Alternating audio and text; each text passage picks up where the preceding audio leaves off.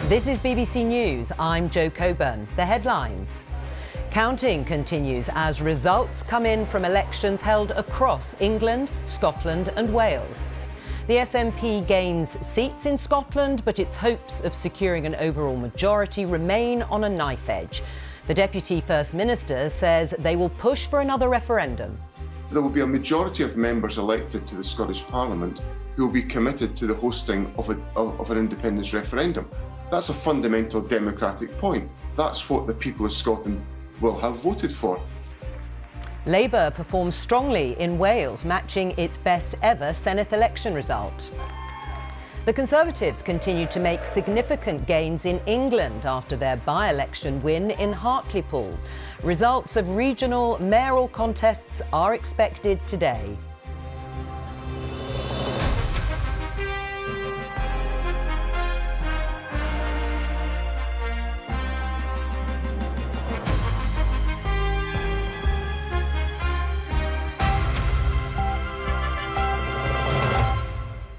Good morning and welcome to BBC News.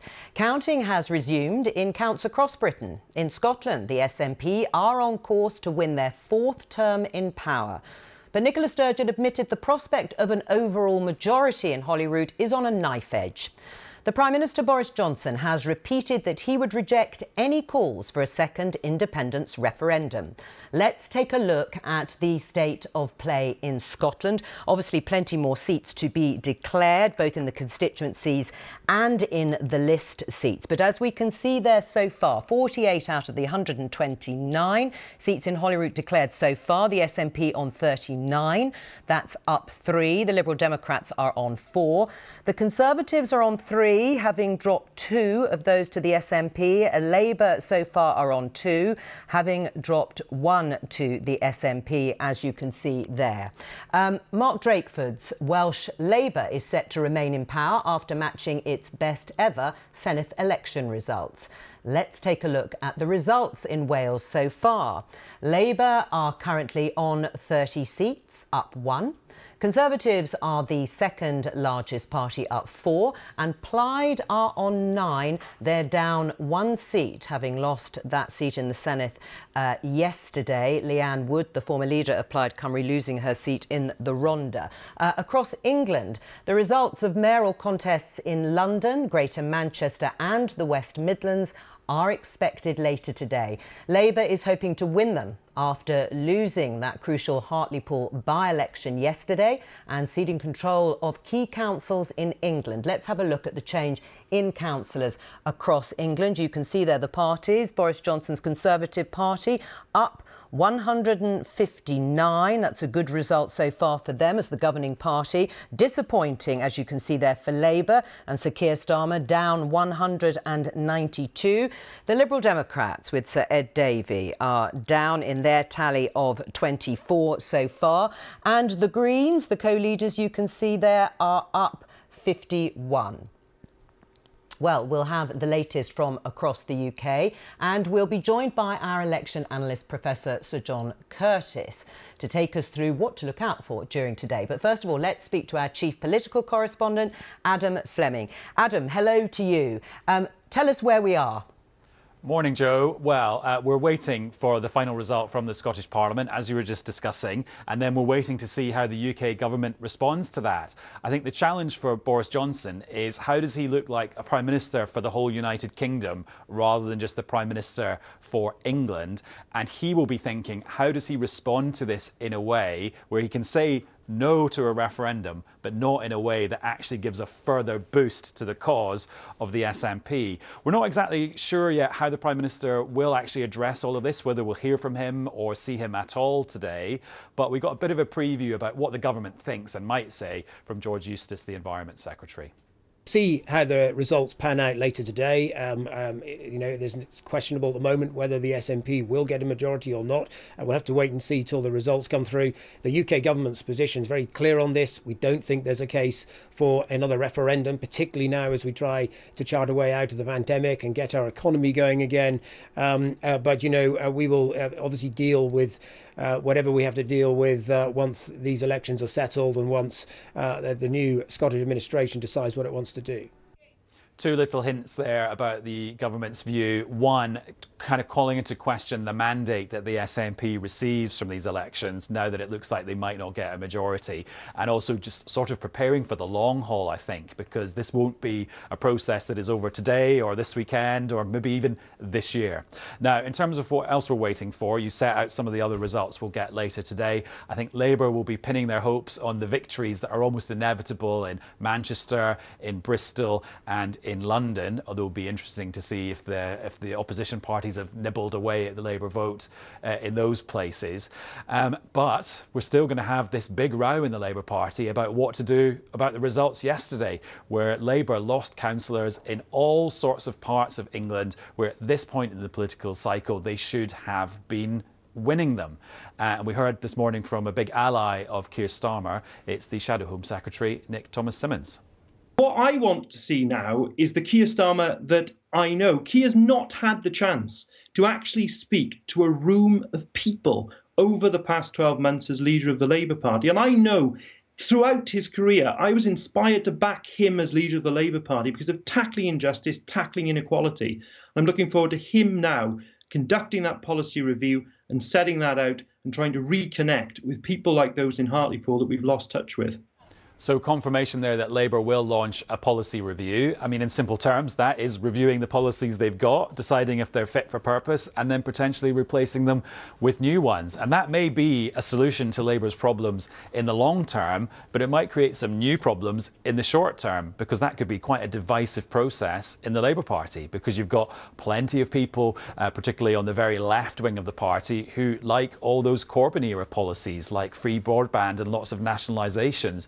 Then you've got people on the centre of the party who really don't like those policies at all. So actually, the row that we saw brewing yesterday after the election results could continue in Labour for quite a long time. Right. I mean, while there's this soul-searching going on within Labour, your talk of a policy review that's been announced won't fill everybody with joy exactly, will it, Adam, in terms of trying to deal with the problems right now? Do you think they are considering that the realignment from Brexit is becoming more permanent? Now, that is an interesting thing, and that you will see from when you speak to John Curtis. He's been looking at the polls for the last few months, and when I was chatting to him last week, he was saying there is no sign that Labour are picking up votes amongst people who voted to leave, which calls into question the whole Labour strategy of just zipping it when it comes to Brexit. And you might get some people saying, well, actually, maybe Labour should take a more kind of activist stance when it comes to the fallout from the Brexit trade deal, or you might get them carrying on their position of just not getting involved at all. But the whole point about Brexit is we thought it was done as a process, and it is. There's a trade deal with the EU, but the after effects are lingering on. In Hartlepool, one of the reasons the Conservative Party won was that people who'd voted for the Brexit Party last time decided to vote for the Conservatives this time rather than going back to Labour as they might have done historically. So that is the dilemma for Labour, because they're going to have to respond to that, because Hartlepool has just shown that is the long-term Brexit effect in British politics, and that was felt in lots of other places yesterday in the English local authority results, not just in the Hartlepool by-election result. Right, well, Adam, let's just stick with Labour for the moment before we talk about the Conservatives and Boris Johnson and the government, because this idea of Labour and Sir Keir Starmer taking responsibility for the results, we had that softening up, in fact, before the polls actually closed.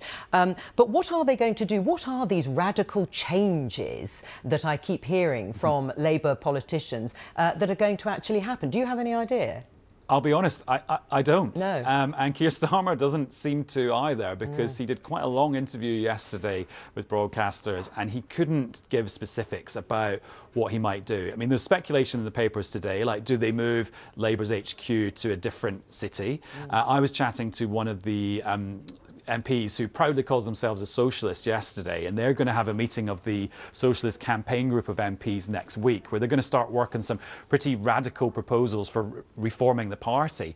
One of the ideas they've got is, do you have a fully federal Labour Party in England where you have people, regional leaders who've got quite a lot of autonomy, and then your person at Westminster is basically your candidate for Prime Minister and your coordinator of all those regional Labour parties? Or do you have a party of parties where actually you team up with maybe the Greens and you have a much broader coalition, and that's how you win the next election? Now, we all know some people in the Labour Party love nothing more than discussing that sort of stuff. But a part of me thinks that when you hear people saying, oh, let's look at whether we have a fully federal Labour Party or not, you think, is that going to help them win the next election? I'll leave that question hanging for viewers to make up their own minds. On the Conservatives, you'll remember in the 2019 election, that big majority for Boris Johnson, the Prime Minister then said that people had lent their votes, that they were sort of borrowed, if you like, from the former Labour strongholds, the former heartlands of parts of the North East and the Midlands. In order to hold on to them, this levelling up agenda, this investment that is supposedly heading for those parts of the country, a white paper is due in the autumn. There's no real urgency, is there? Voters might get tired of hearing about it but not seeing it in action. Well, that's a very interesting question, isn't it? Because that comes down to how quickly do people want to see action, and actually, are they prepared to give Boris Johnson a couple of years, for example, before they then see some concrete results in their town, their village, their suburb? So there's that. And then there's the question of the political process that goes into that white paper, because you talk to people around about Westminster and they're not exactly clear what levelling up is. And so then you've got the risk that it takes the government too long to actually decide what it is, that then collides with people's view of how long they're prepared to give the government to take. So, I mean, that's a fascinating question, and one that will kind of dominate our politics for the next couple of years. And also then there's just the whole idea of, do people see levelling up as a sort of feeling about the country? And actually they don't expect to see, I don't know, a new airport at the end of their road or a brand new spruced up city centre in a couple of years. And actually it's just tapped into a feeling of pride and optimism, which, let's face it, is Boris Johnson's #1 skill. And actually it's about the feeling of levelling up rather than actually doing it. Adam Fleming in Westminster, thank you very much, and we'll talk to you later on in the programme.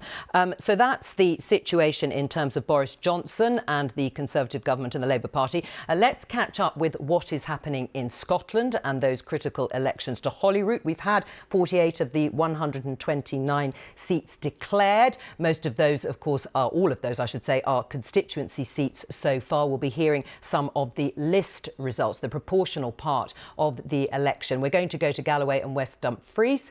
Let's cross to our reporter Connor Gillis, who is there at the count.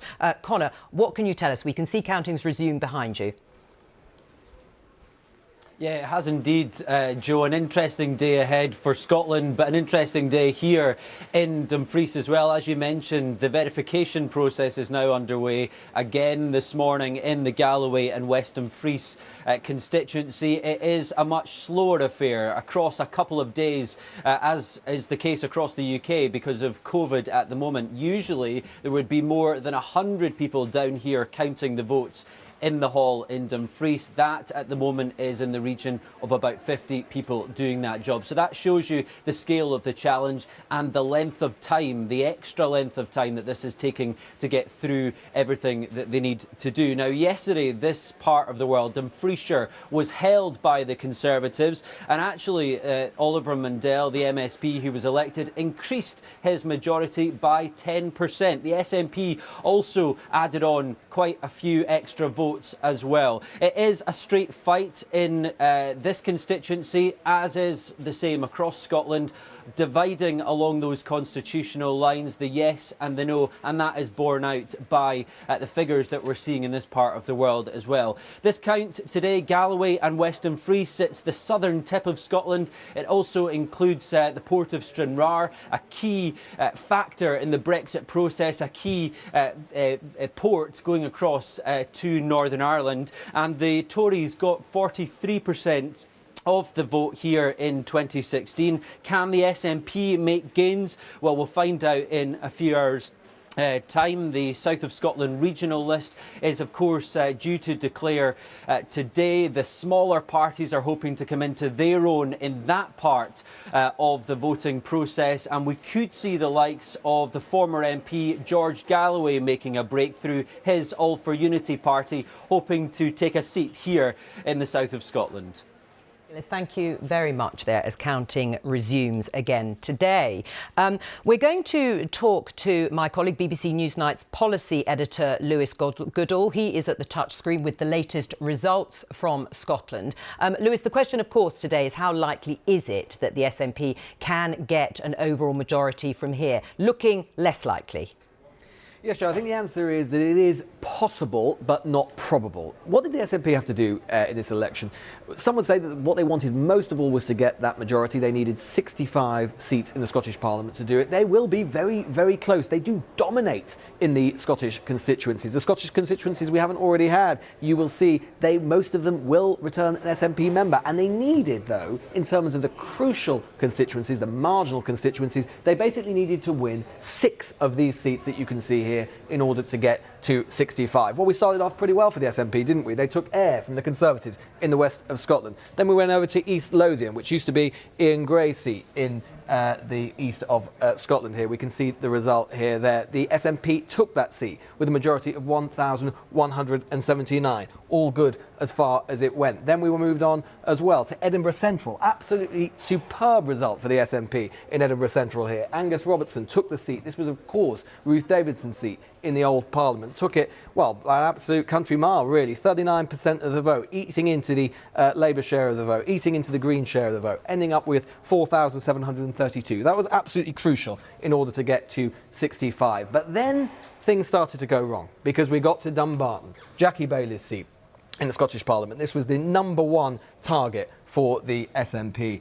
In the number one target for the SNP. But look what happened. Jackie Bailey ended up increasing her majority to 1,483. How did she do it? It only required a tiny, tiny swing. This is how they did it. Effectively, you saw a unionist tactical set of voting from the Conservatives, straight exchange to the Labour Party. Conservative voters holding their nose. Why? Doing it to vote for the Labour Party in order to keep the SNP out, in order to ensure that they didn't get to that 65, that magical figure. We saw the same thing we were just hearing about Dumfriesshire there. Very, very similar thing happened down there.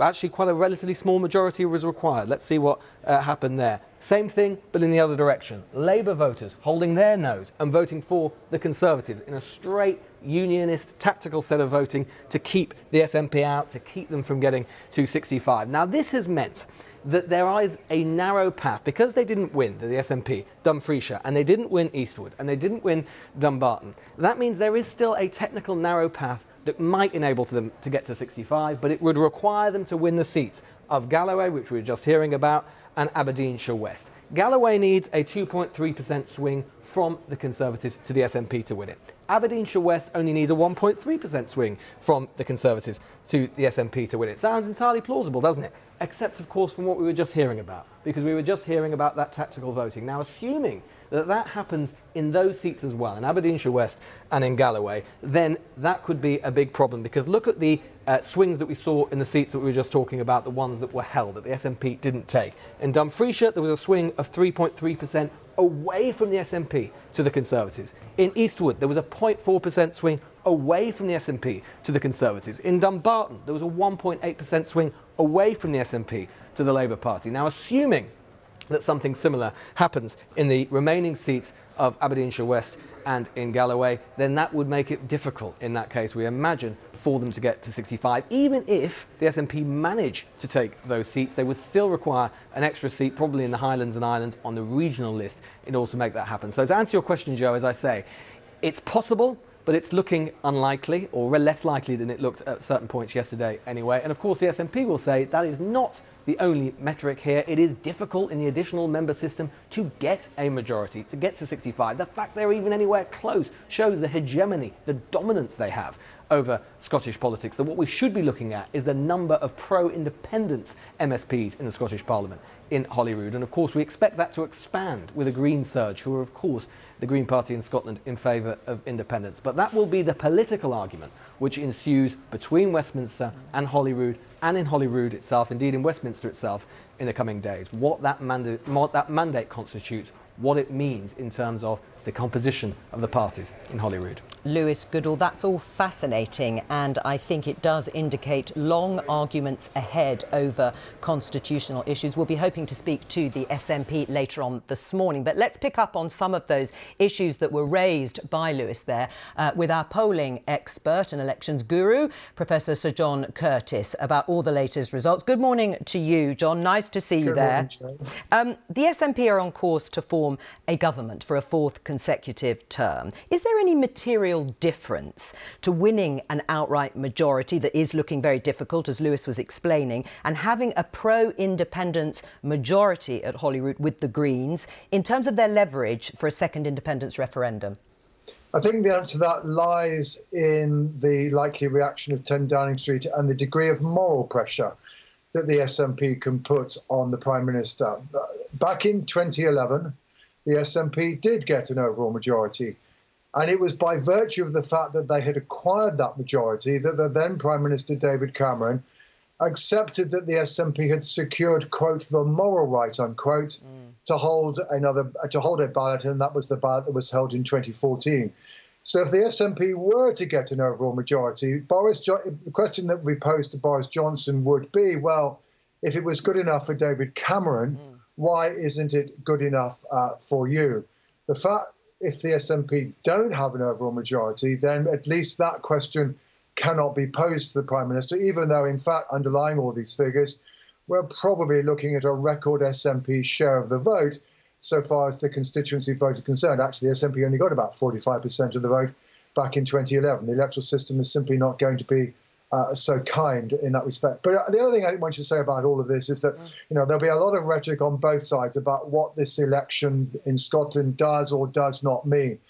I think the only honest way to look at it is what this result does is to confirm the evidence of the opinion polls that Scotland is fundamentally divided down the middle on the question of its constitutional status. The polls have been saying it's about 50% support for independence. And I think when we add up the votes, we're going to discover that it's roughly 50% for the parties in favour of independence and roughly 50% for the parties in favour of the union. And we know from the opinion polls that virtually everybody who would vote yes in the independence referendum was going to vote for the SNP.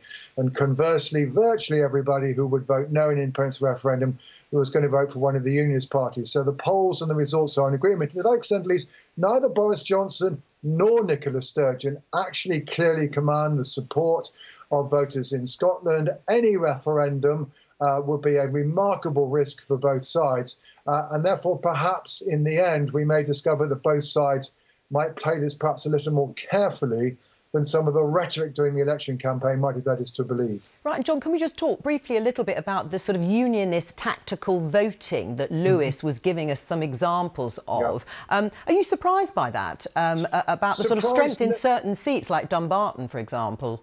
Surprised, no. Though, of course, there is a deep paradox behind it. We know from the turnout. The turnout is a record high for the Scottish Parliament. That voters in Scotland clearly care about the constitutional issue on both sides of the argument.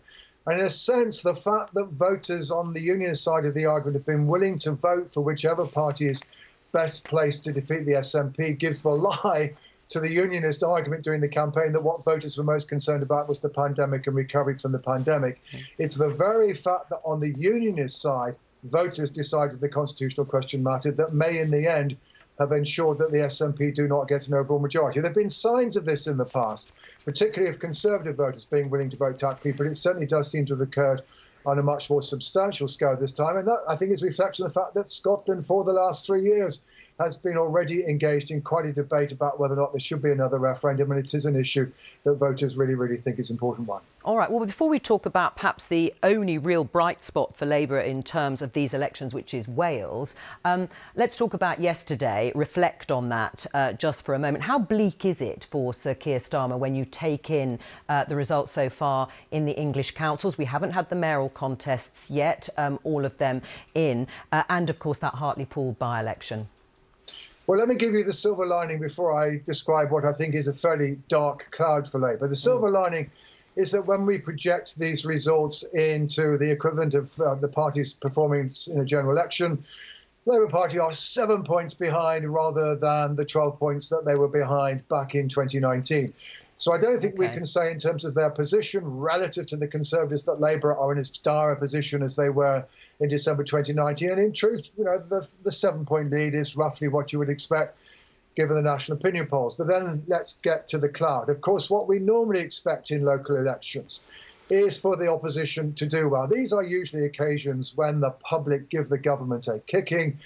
And given that Labour's record in local elections under Jeremy Corbyn was exceedingly modest, it's rather embarrassment to see Keir Starmer that, frankly, he's just not put in a performance that's any better than many of those that were put in by Jeremy Corbyn.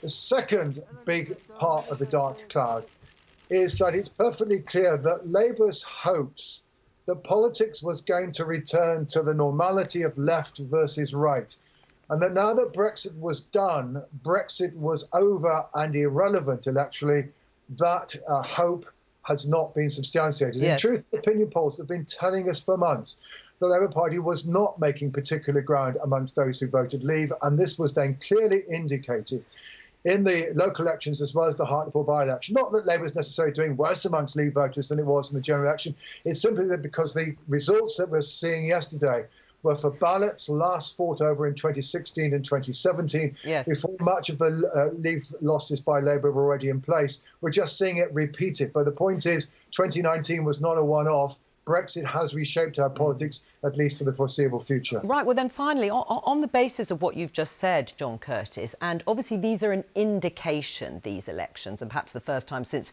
2019 and the pandemic, of how the parties are doing and how people view the government's performance and opposition. But we would normally assume, wouldn't we, that the opposition would be doing better. They'd be making greater inroads. Where does Labour build a coalition of support that could win them a general election? Well, there are various ways of answering that question. I mean, let's first of all deal with the Brexit divide. And in a sense, Labour seem to have decided that the only way back is try to reconnect with the pro-Leave working class voters that it lost in 2019. And the reason why it wants to do that is because representing that section of our society is how the Labour Party thinks of its raison d'etre. The reality that Labour faces, however, is that it's essentially a party that's backed by young voters, by graduates, by people who are relatively liberal on social issues like immigration. And if you look at the obstacles that Labour faced so far as winning a general election is concerned, yes, part of it is indeed that it's lost ground amongst Leave voters, but it's also that it's lost ground in Scotland, which is very strongly pro-Remain, and that also it's now got open to it a lot of targets in places like London that previously you wouldn't have regarded as available to the party.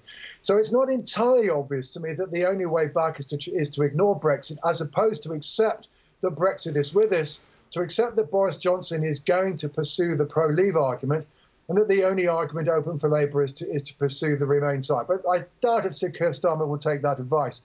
The other thing then is very simple, and it really doesn't matter whether it's a left-wing message or a right-wing message when it comes back to these traditional issues of the role of the government and inequality and all those things that Labour is much more comfortable talking about. What is crucial is that there is a message. And I think the problem is, and partly, of course, it is because of the pandemic, Sir Keir Starmer has not made it clear at all what Labour stand for. In the meantime, the problem Labour faces is that we do have a Conservative administration very unlike anything since 1979, yes, a Conservative administration that even before the pandemic was much more minded to intervene in the economy, so-called levelling up, etc., etc. And in the wake of the pandemic, that mood is only going to be reinforced, at least so far as the Prime Minister is concerned. So Labour's problem, therefore, is that a lot of its traditional territory is one that the Prime Minister is inclined to occupy, i.e. government intervention. And meanwhile, the Prime Minister is willing to fight the Brexit battle, whereas the Labour Party doesn't really want to be on that battlefield at all. John Curtis, thank you very much, and maybe we'll speak to you again throughout the morning. We mentioned there that the bright spot for Labour so far is in Wales, and in those elections to the Senedd, Mark Drakeford is set to remain as First Minister of Wales, where Labour, as I say, have performed strongly, winning exactly half of the 60 seats in the Senedd so far. Our Wales correspondent Thomas Morgan is in Cardiff. Thomas, bring us up to date. Well, yeah, particularly bleak day here in Cardiff, but particularly bright day actually for Welsh Labour. As you say, that they've won 30 of the 60 seats in the Senedd, equalling their best ever record in Wales. They've always been in power since the Senedd was created over 2 decades ago, and look likely, well, they will be in government once again, really. Now, there's a number of reasons why they've done so well in Wales once again. I think the polls were showing they were due to be losing seats this time around, but there are a couple of factors which have proven that not to be the case. The first is Mark Drakeford himself. The recognition factor of the First Minister is higher than ever before. Never before has the Welsh public really recognised the First Minister, and I think the pandemic has really pushed him into the spotlight here. And also, I think people in Wales, on the whole, opinion polls suggest that he has done a better job than Boris Johnson, according to the Welsh public, of handling the pandemic and lockdown and restrictions. Secondly, back in 2016 in the last election, UKIP won 7 seats here. And that was only a few weeks before the EU referendum. And in the EU referendum, of course, Wales voted to leave the EU. So what's happened this time around is that UKIP vote seems to have been split evenly almost between Labour and the Conservatives, bumping up the Labour seats, and the Conservatives then picking up a couple of seats across the country, doing a little bit better, really. But they haven't been able to make the gains that we've seen over in England in the local elections. Here in Wales, they were really targeting the northeast red wall seats up in northeast of Wales, but they've just made the one crack there, really, not really making any more ground there. Plaid Cymru, a bad day for them, really, losing former leader Leanne Wood in the Rhondda, not making any ground in any of their other seats. A few question marks over Adam Price's leadership. And the Liberal Democrats lost their only constituency seat. However, they did gain one on the regional, so they're in the same position as they were before. So I suppose the question really for now for Mark Drakeford will be, what does he do in terms of forming a government? He's only one shy.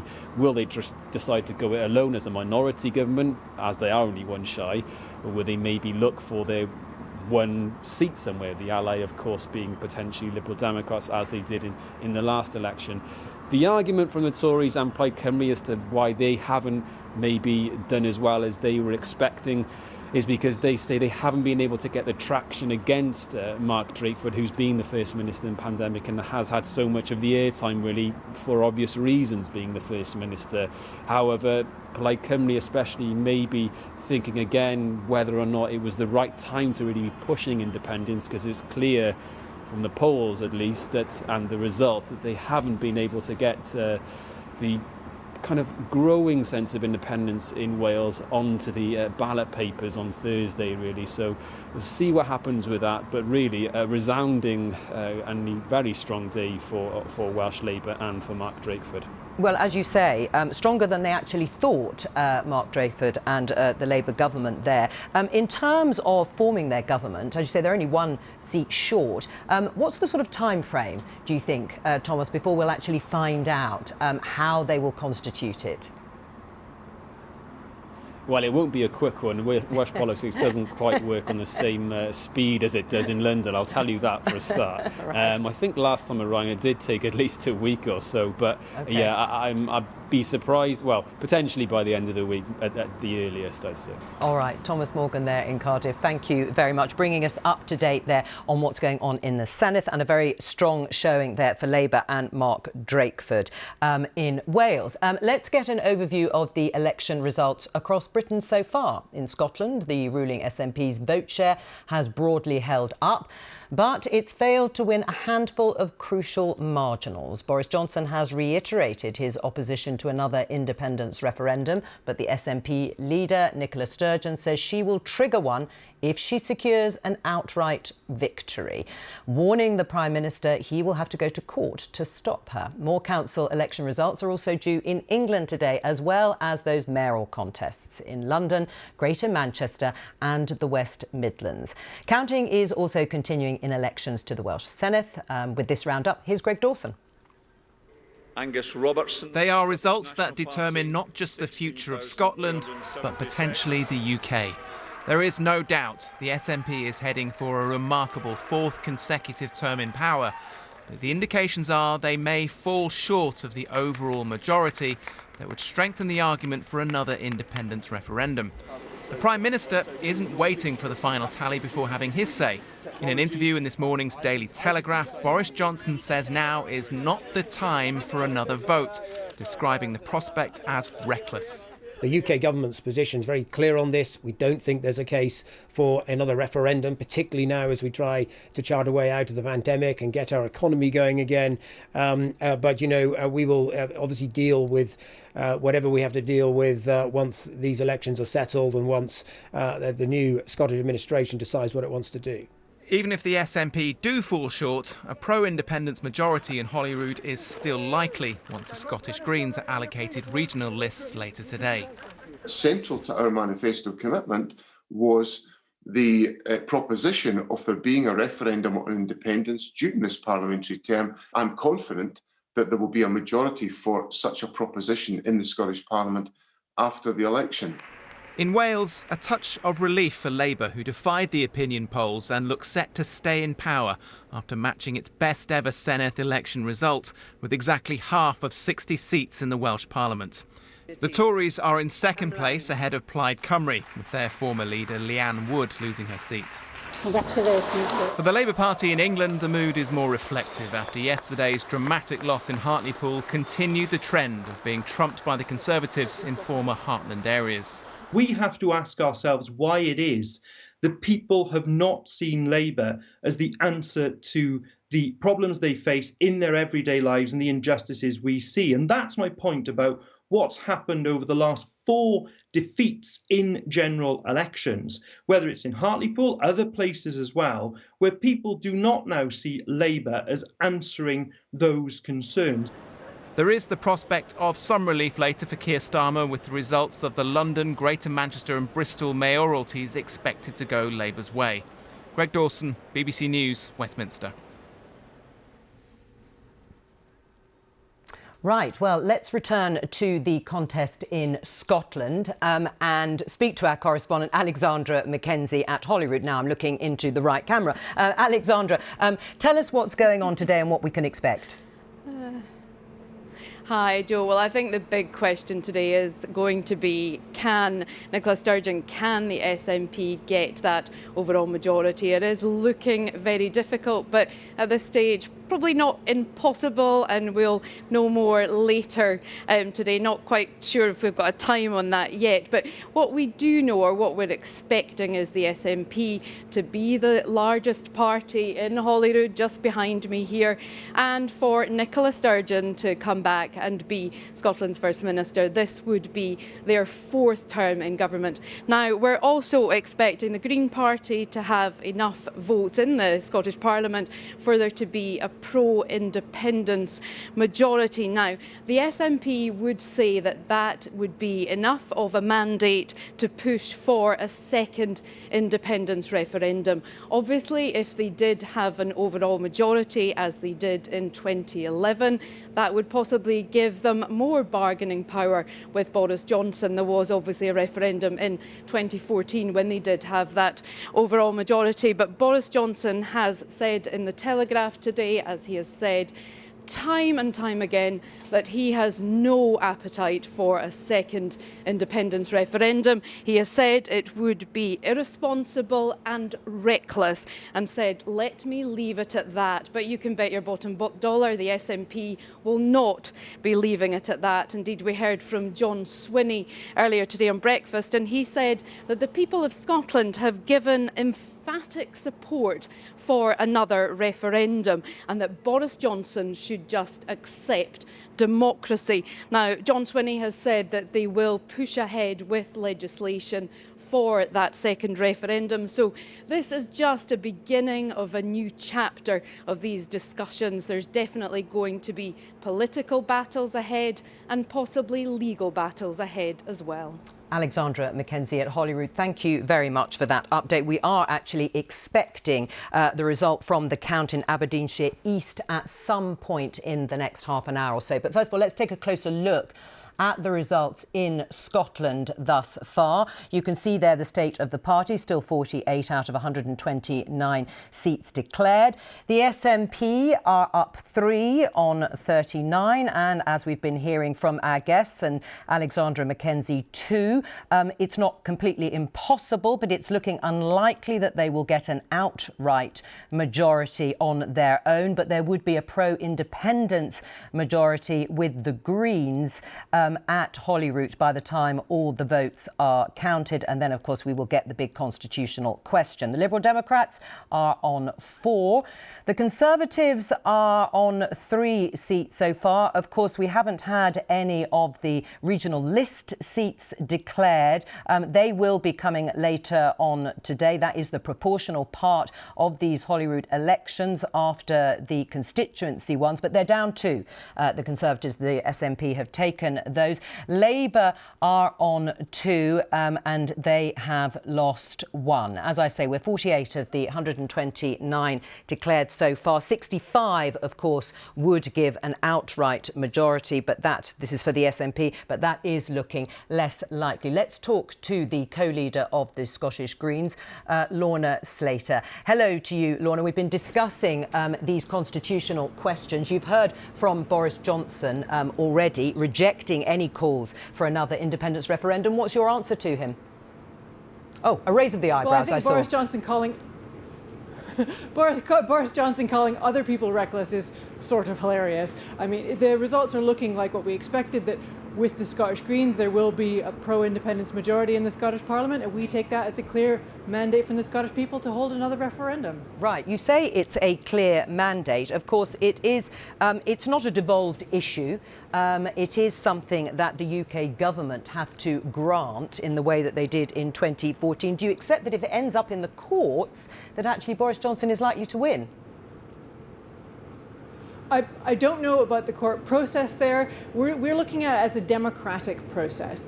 The election, or the referendum we had in 2014 was granted by David Cameron because he saw that there was a clear democratic mandate for it.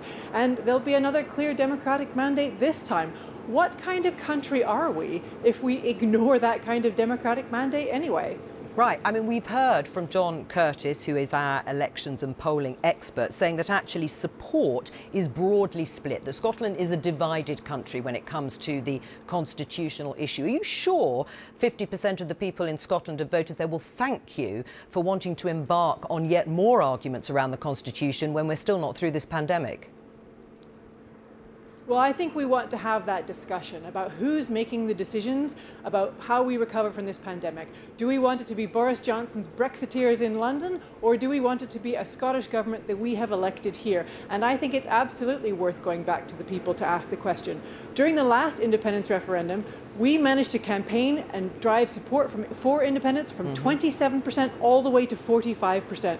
You're exactly right. It's drifted up to about 50% now. With campaigning and with laying out a clear vision for how an independent Scotland would work, we can definitely drive that higher. But I think Boris Johnson doesn't want a referendum because he knows he's going to lose. Right, well, that may well be. But for you, as the co-leader of the Green Party, aren't there more important issues for those people supporting you on things like climate change and the environment ahead of the constitutional issue?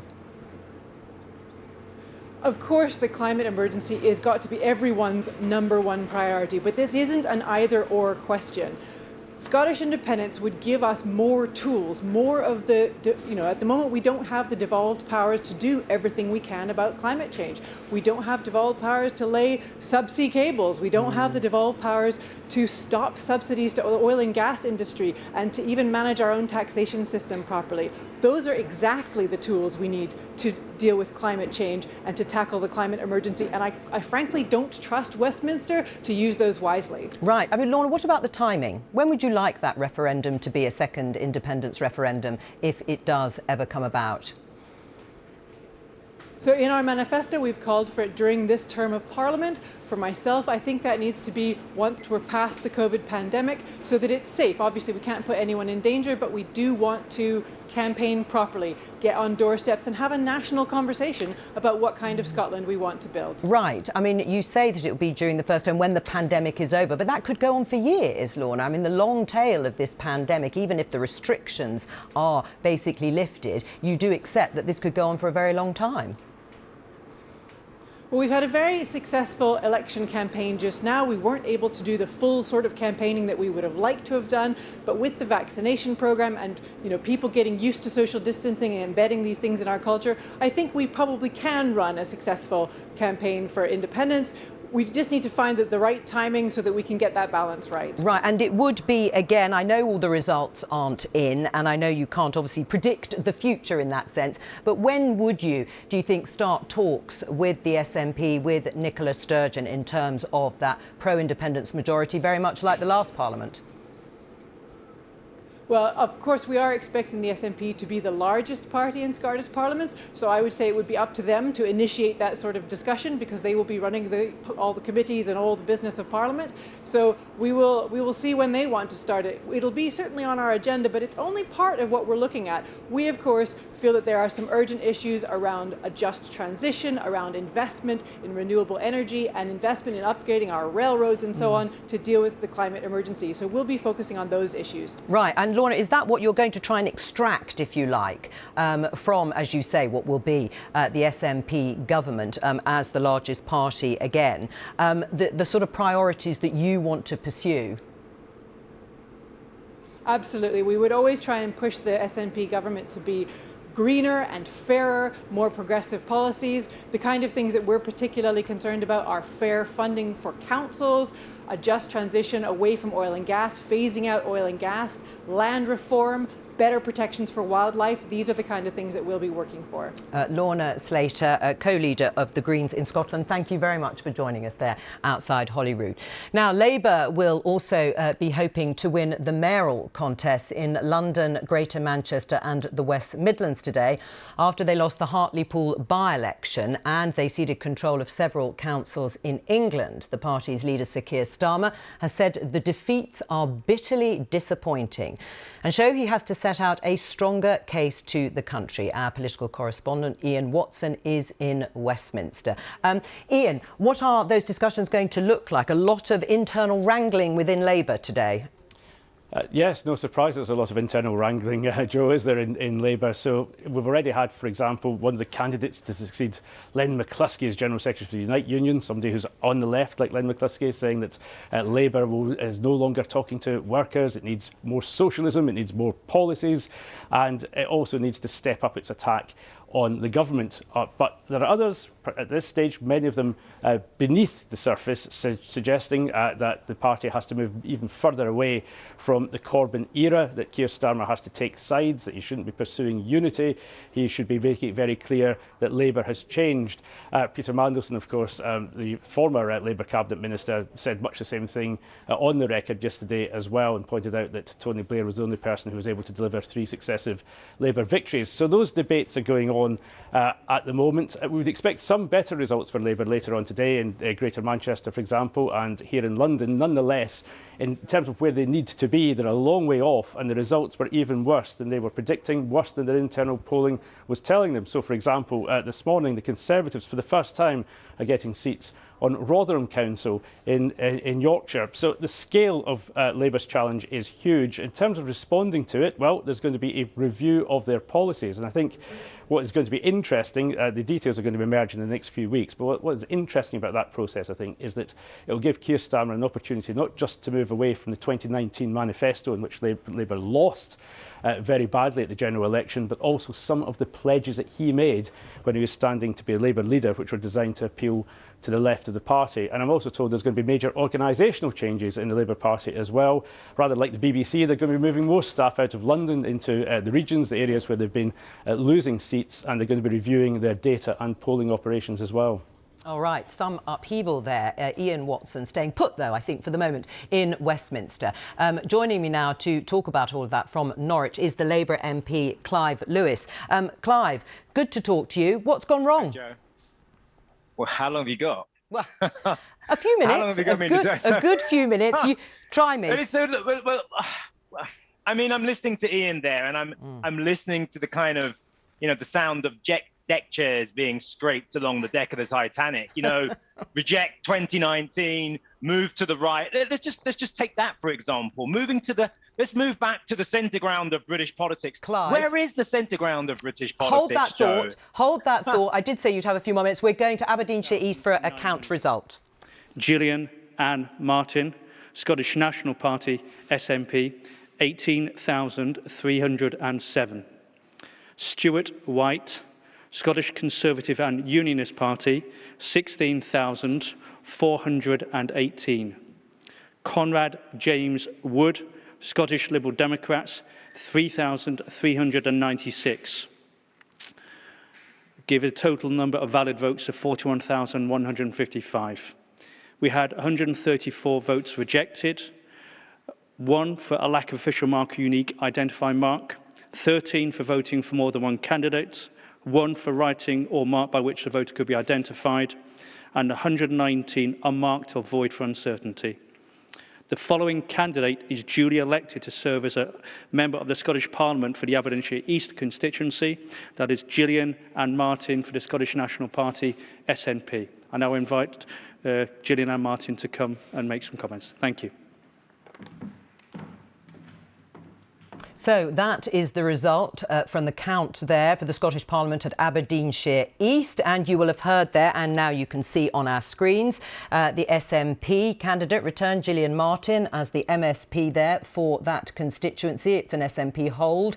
And there she was on 18,307. Let's just go back there and see if we can catch a little bit of her speech. Years for you, at a very important time for the people of Aberdeenshire, who face the crisis of the pandemic, the situation with oil and gas, and the situation that we have found ourselves in where our young people need our help more than ever. I'm there for you, I'm going to work hard for you, and I'm going to make sure that when we transition to net zero, as we have to do, that Aberdeenshire East and the North East is at the very heart of all those plans. I've got some thanks to say.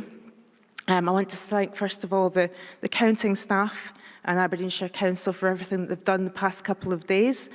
We were all a wee bit tired. Last night was not one in which I slept. But thank you to Jim and Martin and the police and all the people who are the counting staff. My election agent, Duncan Gill, gets special thanks. He has worked his socks off, not just as my election agent, but as my caseworker for the last 5 years. And I want to also thank my constituency staff who work so hard behind the scenes. This win is not just Gillian Martin, it's the constituency staff of Aberdeenshire East, Gwyneth, Kenny, Duncan and Niamh. My family, I want to thank them. We've had a pretty tough year, and they are the most amazing people I know. They've supported me, and we've all supported each other through this very tough time. I would not be here without any of them. And my dad, Willie, is here today at the count, and I certainly wouldn't be here without him. We in our movement talk about the giants on whose shoulders we stand. People like me winning elections is because of the people. We're going to leave that there. That's the victory speech there from the SNP candidate. Gillian Martin, now MSP, returned as MSP. Quite an emotional speech, and thank you to her staff and her family. Let's return to Clive Lewis, the Labour MP, just as he's sipping his cup of tea or cup of coffee. You were in the middle of a great flourish there. I'm sorry about that, Clive. If you can return us to that point, please, in terms of the dilemma for Labour. I think, listening to your correspondent before talk about what's coming out from his sources, this moving away from the 2019 manifesto. But what are we going to go back to? The 2017 manifesto, where arguably our vote picked up in Hartlepool and other seats across the north, beyond even that which had been achieved under both Ed Miliband and Gordon Brown. So, I think this notion of the middle ground, that if we shift to the right, what is the middle ground? The middle ground of British politics doesn't exist. It's created. Boris Johnson's proving that at the moment. His party is spending billions of pounds, arguably on green infrastructure, challenging the climate crisis. Yeah. Where is the centre ground of British politics? You create it yourself, and that's what I think Keir and the team need to do. Put out that vision, make sure, look at the world's problems, look at the country's problems, and then produce policy from that. Not some mythical place in the centre. Well, it's not working at the moment, certainly in parts of the Red Wall, formerly known as the Red Wall strongholds of Labour in Hartlepool, and no doubt there'll be a lot of discussion about it. Is he in trouble, Keir Starmer?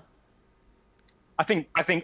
Look, in terms of Keir Starmer himself personally, that's for Keir Starmer to answer. I don't know anything that's going on in terms of, he's in trouble. We're all in trouble. And actually, it's not just the Labour Party that's in trouble. Progressives across, non-Tory political parties are in trouble because, if you look at the electoral system, we're fragmented. You look at the way the vote is splitting, we're fragmented. And ultimately, the Tories have, they are a hegemonic force in first-past-the-post politics. Right, so, but on that, we've got to sort that out. Yeah, but facing up to the realities of, all right, as you see it, the electoral system, has the realignment of British politics that some saw perhaps as temporary when it came to first the Brexit referendum, then the 2019 election, where you lost so many seats. Do you think that realignment of British politics is now permanent, that it is fractured in a way that is going to, for the foreseeable future, keep disadvantaging Labour? The Tories are going to do their best. Well, it's not just about what the Tories are doing; it's about your response. But I mean, obviously, the Tories are going to do their best to make sure that happens. Incumbency gives them benefits, and that's going to be a problem for us. And it's possible. I mean, I can't predict the future, but what I can say is that there has been a long-term trend that's been happening, not just in 2019, not just in 2017. It goes back further than that. It's been happening for decades. Yeah. But ultimately, post-2008, the Tory party has been the first to kind of, in this kind of post-neoliberal consensus period, has been the first to reorganise itself and capitalise on the changes to demographics and the voting system that we have. And they're smashing us. Right. Basically. Well, they're smashing you. OK, I mean, Clive Lewis, do you think strategically it was wrong to assume that Brexit was done and that actually the Labour Party needed to embrace Brexit for these elections, needed to say not only do we accept the result, but actually we need to embrace it in order to make those connections with your former heartlands? Be authentic. So I can't say anything more than that. So look, be authentic. If it's what you believe, then say it. And I think ultimately, look, make the case that that's what needs to happen, and explain why you're doing it, and then go out and set out your vision. Look, Brexit has happened. We're now outside of the European Union. There are problems of being outside of the European Union, which this government are failing on economically and politically. And we should make sure that we talk about those and that we hammer them where we can on them, because they are weaknesses for the Conservative Party, rather than ignore them because they're not politically convenient to this kind of perception that we have of voters in the foundation seats. I think we just have to be authentic and say what we think, and say what actually we believe is happening, why these things are happening. So it's not just about saying, do they want to hear this? I think this kind of politics by focus group, by what you think people want to hear, go out and make the argument. Stand by your principles and your vision and your values for the world, and go out there and argue them. Don't just say, well, what do you think? OK. Yeah, well, maybe we, We've only got a minute or so left, Clive. Peter Mandelson, former Cabinet Minister, architect of New Labour and obviously former MP of Hartlepool, said it's the long shadow of Corbyn that has cast really doubt over the Labour Party and Sir Keir Starmer. Is he right? I think he's part of the problem. If his answer is that we now lurch to the right, this is a man who couldn't tell mushy peas from guacamole. I'm not taking lessons from Peter Mandelson. Look, he's got something to contribute, no doubt, to the Labour Party. If it's constructive, I'll listen to it. If it's simply about kicking the left as an answer to show the world, to show the country that we're serious about power, I mean, please, no. I haven't got time for that. OK, well, that's Clive Lewis there, Labour MP in Norwich. Thank you very much. Good to talk to you. That's the reaction, obviously, from the Labour Party of the results so far. We are hoping to have some of the mayoral election results later today. And, of course, we'll keep you up to date with what's going on in Scotland. Now, it's time for a look at the weather. Let's go over to Owen. Hello, everyone. I hope you're well. We're most certainly turning a page weather-wise this weekend, and it's all happening thanks to this area of low pressure off to the west, introducing some weather fronts our way but also drawing up much milder air. An unsettled, wet and windy story pretty much wherever we are over the next couple of days. Let's have a look at the finer detail then. Well, you can see many of us experiencing heavy spells of rain as we continue to push through today. I think the heaviest of the rain will continue across parts of South Wales, where we have a weather warning, and southwestern parts of England as well. And we're cranking up those temperatures, everyone. We'll get to 18 or 19 Celsius today, still cooler to the north. But of course, we must also mention the strength of the wind. In fact, wind gusts, which you can see here, reaching 35, maybe even 40 miles per hour, potentially more than that along coastal parts. Remaining unsettled overnight. Tomorrow, a brighter story for some of us, but we'll see some pretty heavy showers over the next couple of days. But you'll notice here on the outlook, it is milder. We'll keep you posted. Stay safe. See you soon.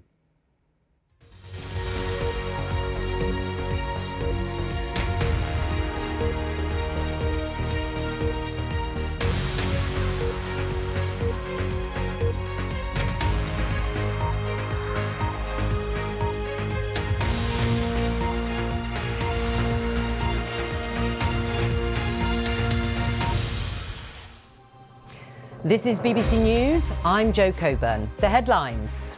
Counting continues as results come in from elections held across England, Scotland and Wales. The SNP gains seats in Scotland, but its hopes of securing an overall majority remain on a knife edge. The Deputy First Minister says they will push for another referendum. There will be a majority of members elected to the Scottish Parliament who will be committed to the hosting of an independence referendum. That's a fundamental democratic point. That's what the people of Scotland will have voted for. Labour performs strongly in Wales, matching its best ever Senedd election result. The Conservatives continue to make significant gains in England after their by-election win in Hartlepool. Results of regional mayor contests are expected today.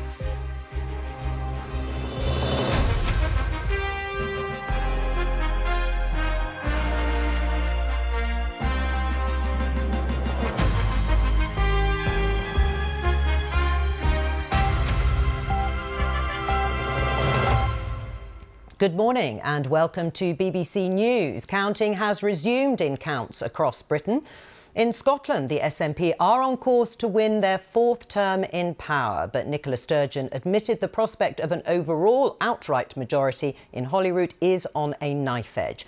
The Prime Minister, Boris Johnson, has repeated that he would reject any calls for a second independence referendum. Let's take a look at the state of play in Scotland. We can have a look at the seats. Of course, we just had one announced, which has improved the SNP's tally. That was in Aberdeenshire East just before the hour. So they are now on 40. That was a hold, but they've gained 3 seats. The Lib Dems are still on 4. The rest looks pretty much the same. The Conservatives are on 3, down 2. And Labour is on 2, down 1. We will, of course, have more results throughout the day, particularly on the list seats. Mark Drakeford's Welsh Labour is set to remain in power after matching its best ever Senedd election results. Let's take a look at the results in Wales so far. Labour are currently on 30 seats, up 1. Conservatives are the second largest party, up 4. And Plaid are on 9. They're down 1 seat. They lost the seat in Rhondda. That was their former leader, Leanne Wood.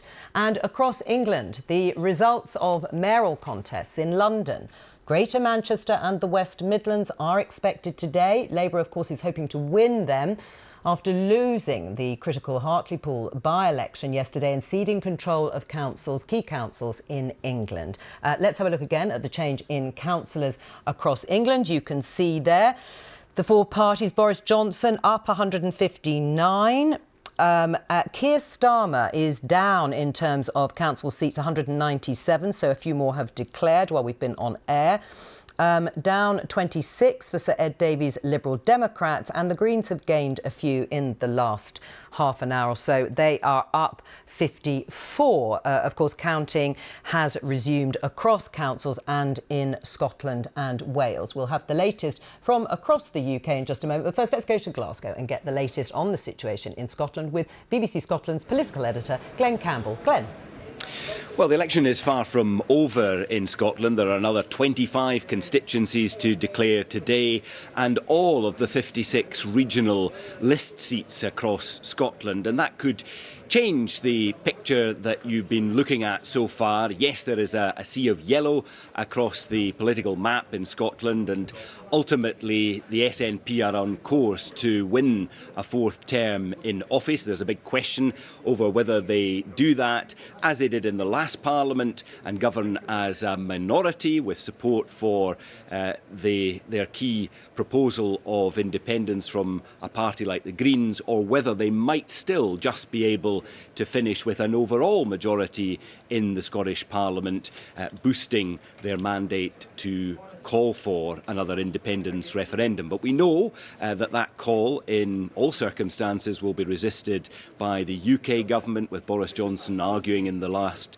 24 hours that now is not the time to hold a vote of that sort. He thinks that would be reckless. Actually, on that point, he's in agreement with the First Minister, Nicola Sturgeon, because she said she will put tackling COVID first, but she does want to hold that vote at some point in the course of the next 5 years. Whether or not that will happen, we don't know, but I think we can be fairly sure there is going to be a big constitutional clash between the Scottish Parliament and government and the UK Parliament and government over this in the next few years. Sure, isn't it? Glenn, we've been speaking to Lorna Slater, co-leader of the Greens in Scotland, and got her reaction to what Boris Johnson has been saying, as you have outlined. Has there been any SNP reaction to the Prime Minister setting out in the Telegraph today, again, that he will reject any call for a second independence referendum? Well, the SNP and indeed the Greens have factored that into their calculations. They expect there to be that resistance, and much of the debate over the last few years has been about what would they do in those circumstances, and the SNP's plan is to go ahead with the referendum bill that they've already published in draft form, to introduce that in the Scottish Parliament, and with the support of the Greens, if not the other parties in the Parliament who are all opposed to another independence referendum, they would expect to get that through.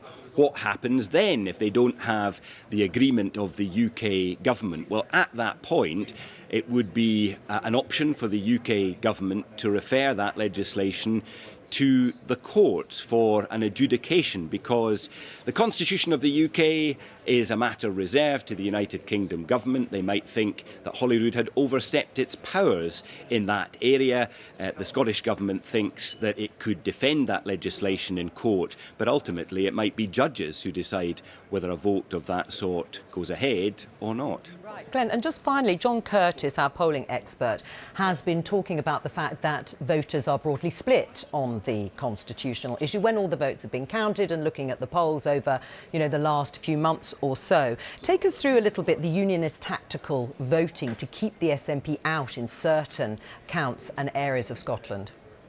Well, there has been tactical voting in this election. It's been very evident. If you take Scotland's capital city, for instance, in a seat like Edinburgh Central, where the SNP's former leader at Westminster, Angus Robertson, won the seat from the Conservatives, the SNP were the beneficiaries there. They seemed to corral voters to his cause. But in other seats in the city, like Edinburgh Southern, where Labour were defending, the party's voters who traditionally support other parties that are in favour of the union backed Labour in bigger numbers this time to strengthen their hold in that seat, and it was a similar picture for the Liberal Democrats in Edinburgh Western. So more seats in Scotland now are polarised between two parties, the SNP and the party best placed either to defeat them or to challenge them next time around.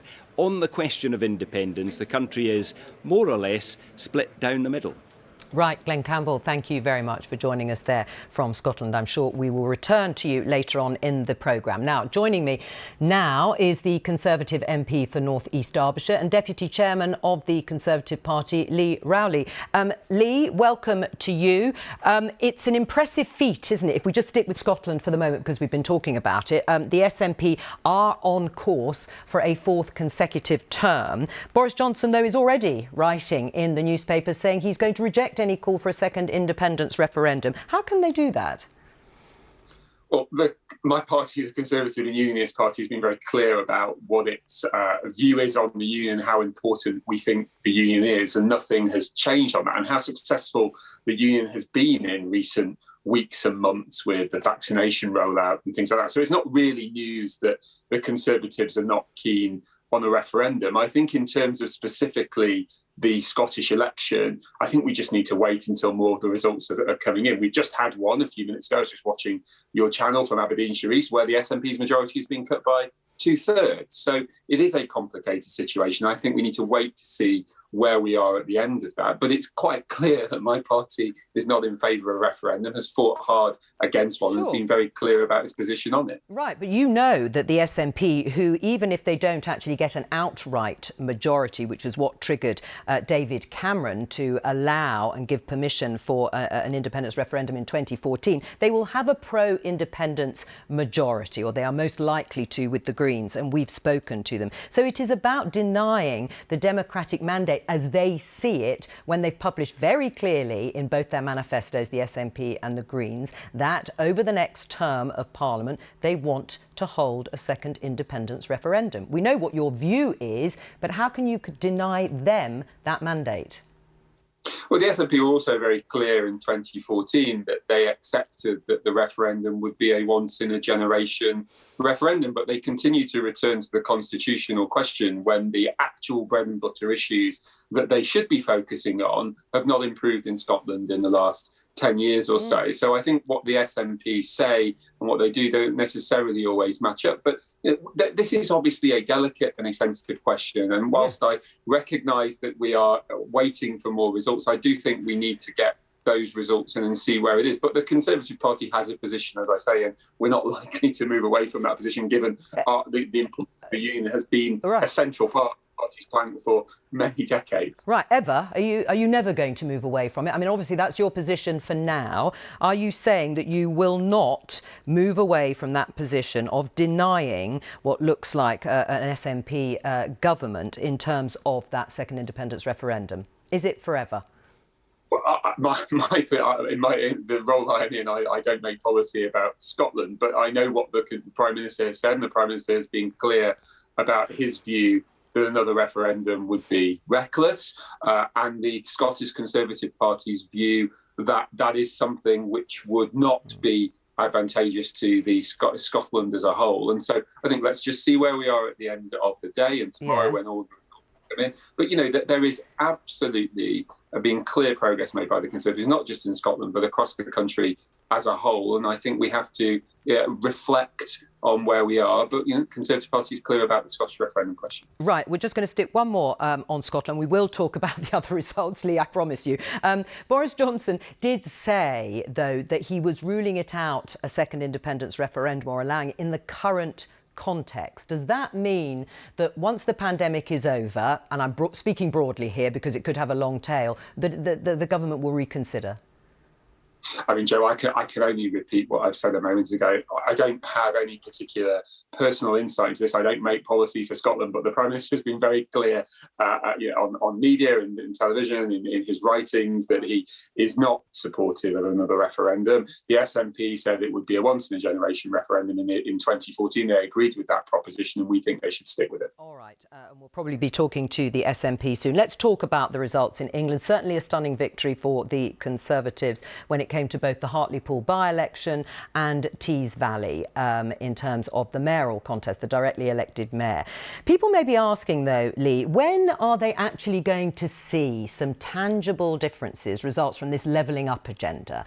Because as I understand it, the white paper isn't going to come out on this until the autumn. Why are you making people wait so long? Well, we have absolutely made some good progress in the last few days as a result for the results that have come in so far. And I was extremely pleased to see the votes of confidence and endorsement in people like Ben Houchin in Tees Valley. You had the most extraordinary result, over 70% of the vote, the fantastic response from the voters of Hartlepool for the plan of Jill Mortimer. But that's because they're waiting. That's because they want to see those promises that have been made to them turn into a reality. I mean, are you going to disappoint them, Lee, if you're going to wait and wait until the autumn to even publish a sort of white paper?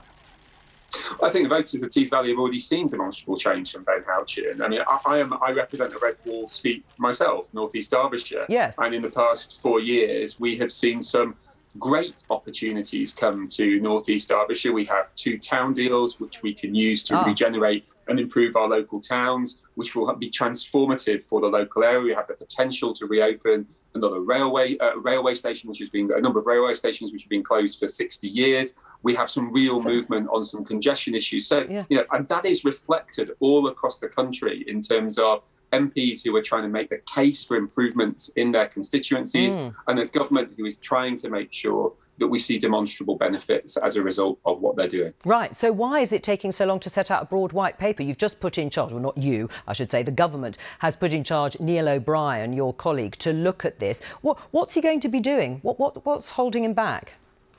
I don't think there's anything holding back. I mean, Neil is a fantastic asset to the Conservative Party, and he is going to bring some great thinking around the levelling up agenda. But the levelling up agenda is already there. It's already demonstrating. I can already show my constituents as an example what we are doing to improve their lives on a daily basis. Now, I look forward to the white paper when it comes later in the year, but in terms of seeing the transformation on the ground, I can see it in my constituency and I can see it in other constituencies that my colleagues represent. And that's what we need to do. Focus on what we can change now, which is happening, and then also broaden it out, which is what Neil and the government is going to do as a result of the white paper that's coming later in the year.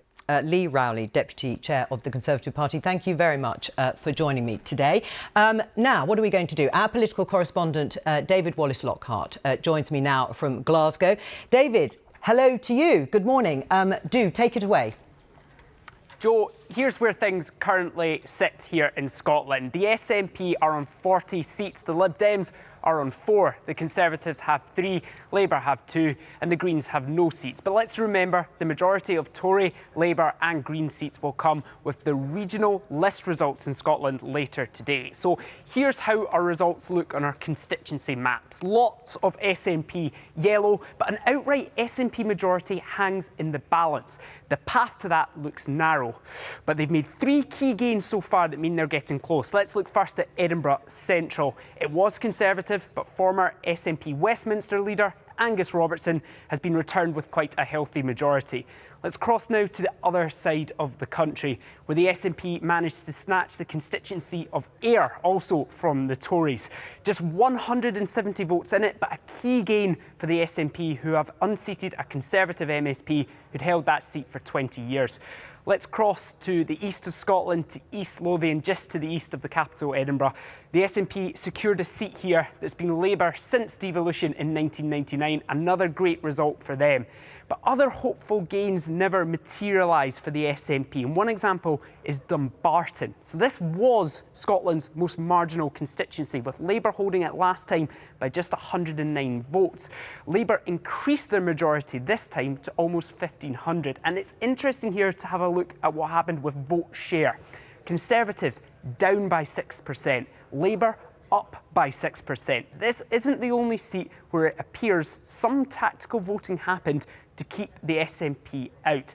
Looking forward to results today. If the SNP is to get a majority, it's hard to see how they do it without winning this key seat, Aberdeenshire West. It was a Conservative majority of just 900 votes last time. Tory incumbent Alexander Burnett will be hoping to cling on against Fergus Much of the SNP. And if we look here in the atrium of BBC Scotland, we've got a hex map, and this shows every seat in Scotland represented as being the same size. That Aberdeenshire West seat could be key. If the SNP turn the centre yellow, a majority looks possible. If it fills in blue, the SNP may fall just short when the regional list seats are announced. And these list seats will be announced later today. 56 of Holyrood's 129 seats are regional list seats. And this is where we should see the bulk of Conservative, Labour and Green MSPs returned by the quirks of the voting system. And it's probably difficult for the SNP to deliver many seats via the list, given their constituency performance. Thank you very much for that. We've just spoken to the Deputy Chair of the Conservative Party, Lee Rowley, and he is echoing what Boris Johnson has said again today about rejecting any calls for a second independence referendum. We haven't yet heard any official response yet from the SNP, but does it look as if we are going to be in legal arguments for the next few years at least? Well, an important thing to point out, I think, Joe, is that we're not expecting the SNP, when it looks like it will form the next Scottish Government, to immediately start asking for an independence referendum. Nicola Sturgeon has been clear that she wants to deal with the pandemic in Scotland first, and when she thinks the time is right, she will ask for that. Now, regardless of SNP majority or not, the Greens will get enough seats, we suspect, so that there will be a pro-independence majority in the Scottish Parliament. So when that question is put to the UK Government, which could be years down the line, but when that request is put for that Section 30 order, which would allow Scotland to hold an independence referendum, if the answer from Boris Johnson at that point is still now is not the time, I think we can expect to see that potentially go to the courts and a legal argument to play out about who exactly has the power to hold an independence referendum in Scotland. Where does that power lie? Is it Holyrood? Is it Westminster? David Wallace-Lockhart, thank you very much for that. With me now is Shona Craven, community editor at The National, and she's joined by Kevin Haigh, chairman of the pro-union think tank These Islands. Welcome to both of you. Shona, can I just start with you on the issue of timing, as I was just talking to David about. Do you agree that actually there'll be a pro-independence majority, that's most likely, at Holyrood, but Nicola Sturgeon won't be in any rush to go for permission for that second independence referendum? Well, I think we have to bear in mind that the timescales involved here, are considerable from the asking point and then potentially the legal wrangling that might follow until the vote. And I believe she hopes to hold the referendum within the first half of the parliamentary term. So I don't think there would necessarily be a long period of inactivity. And obviously it does depend to some extent on how things go with the pandemic. She won't want to be seen as dragging her feet, but she will also be looking very closely at the polls, because of course she doesn't want to push for a referendum that she's not confident that the yes side will win. Right. Kevin, what's your response? Well, I mean, I agree with Shona's last point, which is she won't want to push for a referendum which she won't win. And so, in fact, I think, there's going to be a bit of a phony war now around the right to hold another referendum, because that's the fight that Nicola Sturgeon and the SNP want. Because she will sound like nobody as much as Theresa May in the coming months, I suggest, by repeating that now is not the time, because now is not the time to hold a referendum. There isn't demand for a referendum from the people in Scotland now, and were that referendum to be held, it would be lost by the yes side at the moment. But the interesting point, I think, is that whilst the pandemic is the excuse given for not wanting a referendum now, the truth is that Nicola Sturgeon will not want a referendum until she's able to answer questions which she couldn't answer during this campaign. Questions about borders, questions about currency, and questions about the inevitable austerity that would follow breaking Scotland out of the United Kingdom. And until she can answer those questions, she has no interest in another referendum. All she is interested in is having a fight with Westminster over the right to hold a referendum, because that fuels further grievance. Right. Shona, do you think that's true? She has been called cautious. Obviously, you will have heard Alex Salmond, former First Minister, saying there needs to be more urgency around the push for a second independence referendum. Is it, as Kevin is suggesting, actually it's just convenient to continue with a phony war, because those issues around border, around currency are just too difficult to answer? Well, it's certainly a topsy-turvy situation to sort of feel like we're hearing Alex Salmond talking points coming from Kevin there. I think there are conspiracy theories too far. Some people now believe, it's all a big ruse and her entire political life has been a lie and Nicola Sturgeon doesn't want independence. I think that's nonsense. I think part of the reason we've not had a full debate about the independence question is because that's not actually what we were deciding at this election. This is about having the right to a say again on the independence question. Now, there are many issues issues that will arise as part of a campaign. And I think from now, whether the Section 30 is requested or not, now is the starting point to get into that again and to get back to those issues, which of course Alex Salmond himself arguably didn't have the answers for back in 2014. The situation has changed significantly. We're out of the EU for a start. So the whole landscape has changed. And I think actually Boris Johnson has made a huge tactical error by coming out in the Telegraph today and saying this isn't the time. I assumed he would try to misrepresent the situation as being that only if the SNP achieved a majority would there be a mandate. We have had mandate upon mandate upon mandate. So we need to stop moving the goalposts. But I suppose I'm grateful to Boris Johnson for not creating that false scenario whereby only an SNP majority, which is extremely difficult to achieve and was a huge achievement when they did achieve it, that can't be the only threshold or the new thresholds that's created for this mandate, for people having the right to the say. This isn't about declaring independence later today if there's a majority for the...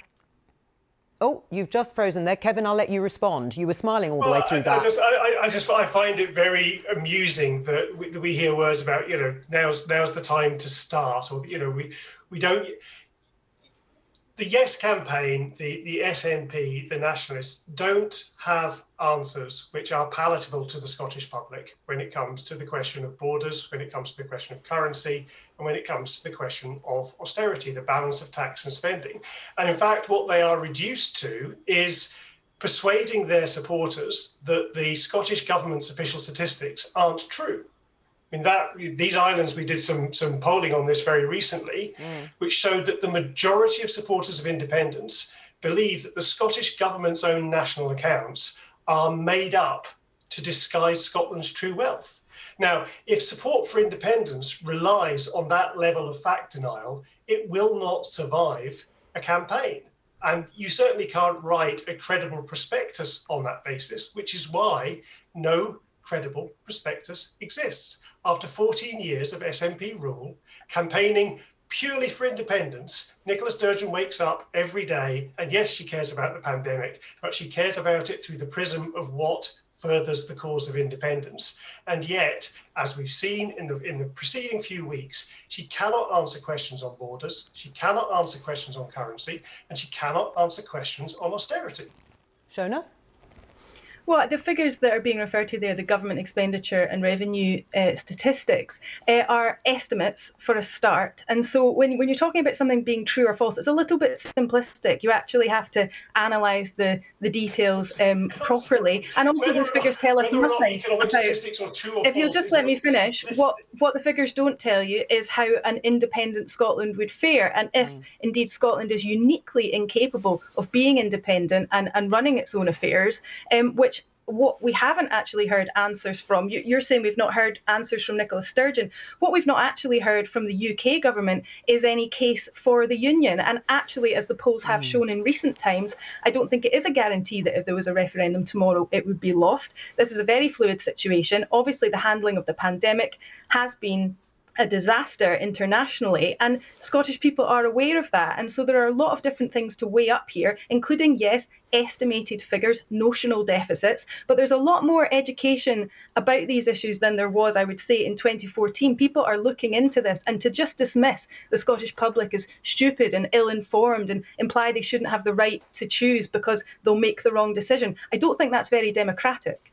Kevin? I mean, none of those are words that I used, of course, and this is fairly typical sort of straw manning from the nationalists.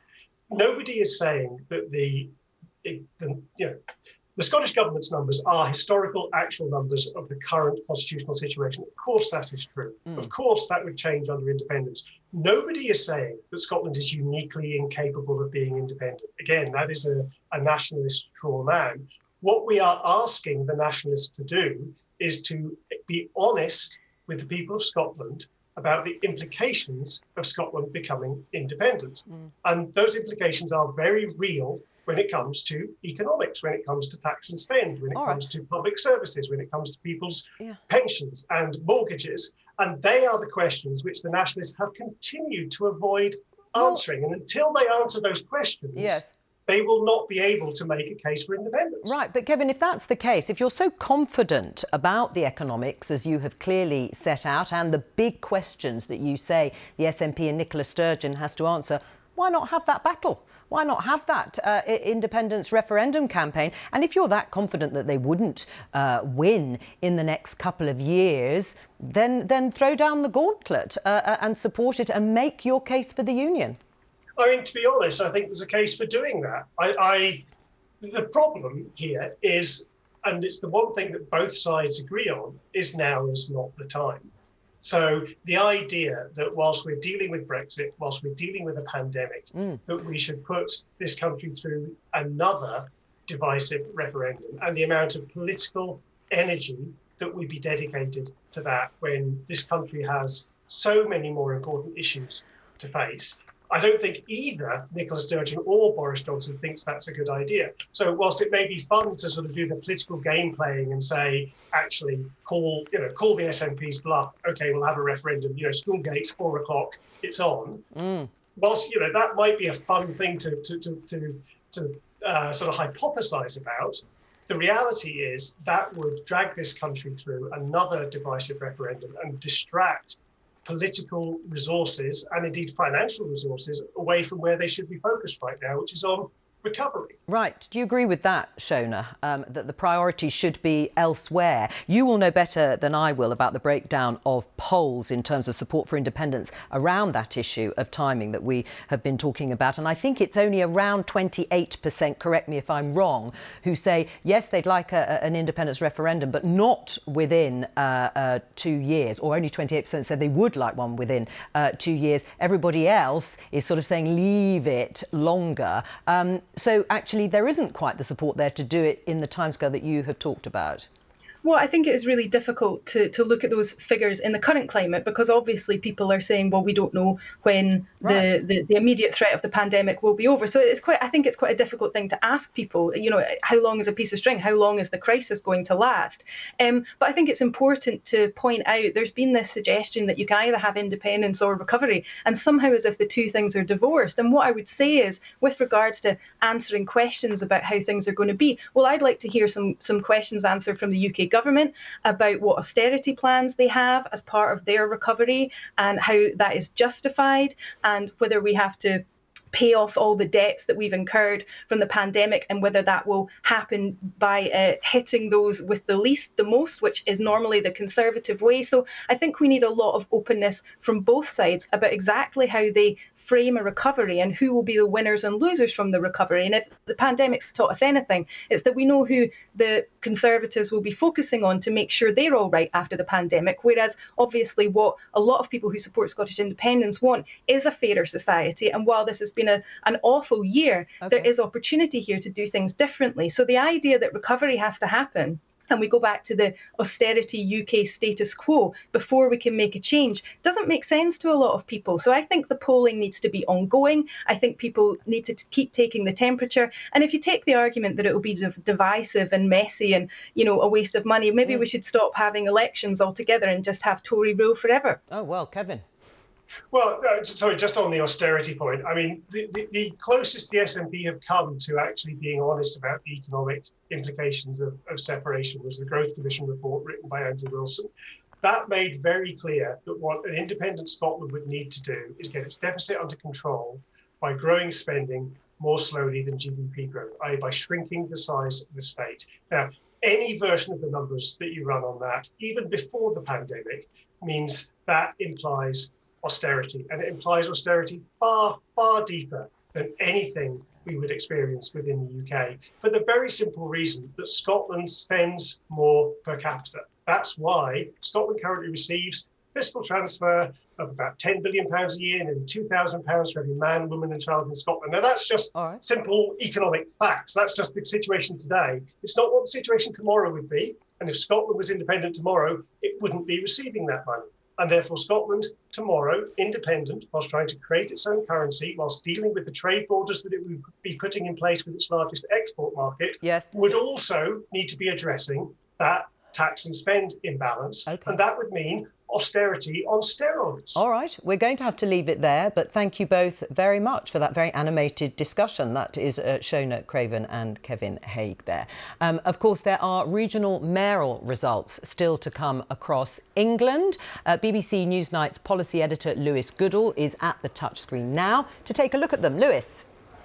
Indeed, Joe. Obviously, the biggest of all of those regional mayor contests is what is happening in London. Now, we haven't spoken much during the course of this campaign, thinking about all of the different key battles on London, because it has been received wisdom that Sadiq Khan would walk the contest, not least because, of course, London very much is the Labour heartland these days, dominant in the capital. We haven't had all of the results in from the first round of counting. Londoners ranked their candidates into two. They have 2 votes effectively, and the first preferences are being counted now. 7 counting regions have come in, 7 still to come in. And what's actually really interesting about all of this is that we are starting to see some swings to the Conservative candidate, Sean Bailey. Let's have a look at Lambeth and Southwark. That is a Labour stronghold, if ever there were one, across the entire country. 2% swing from Labour to the Conservatives. North East London, a 5.5% swing from Labour to the Conservatives, from Khan to Bailey. In Brent and Harrow, which was a region of London that Sadiq Khan won back in 2016 when it was last contested, the mayoralty,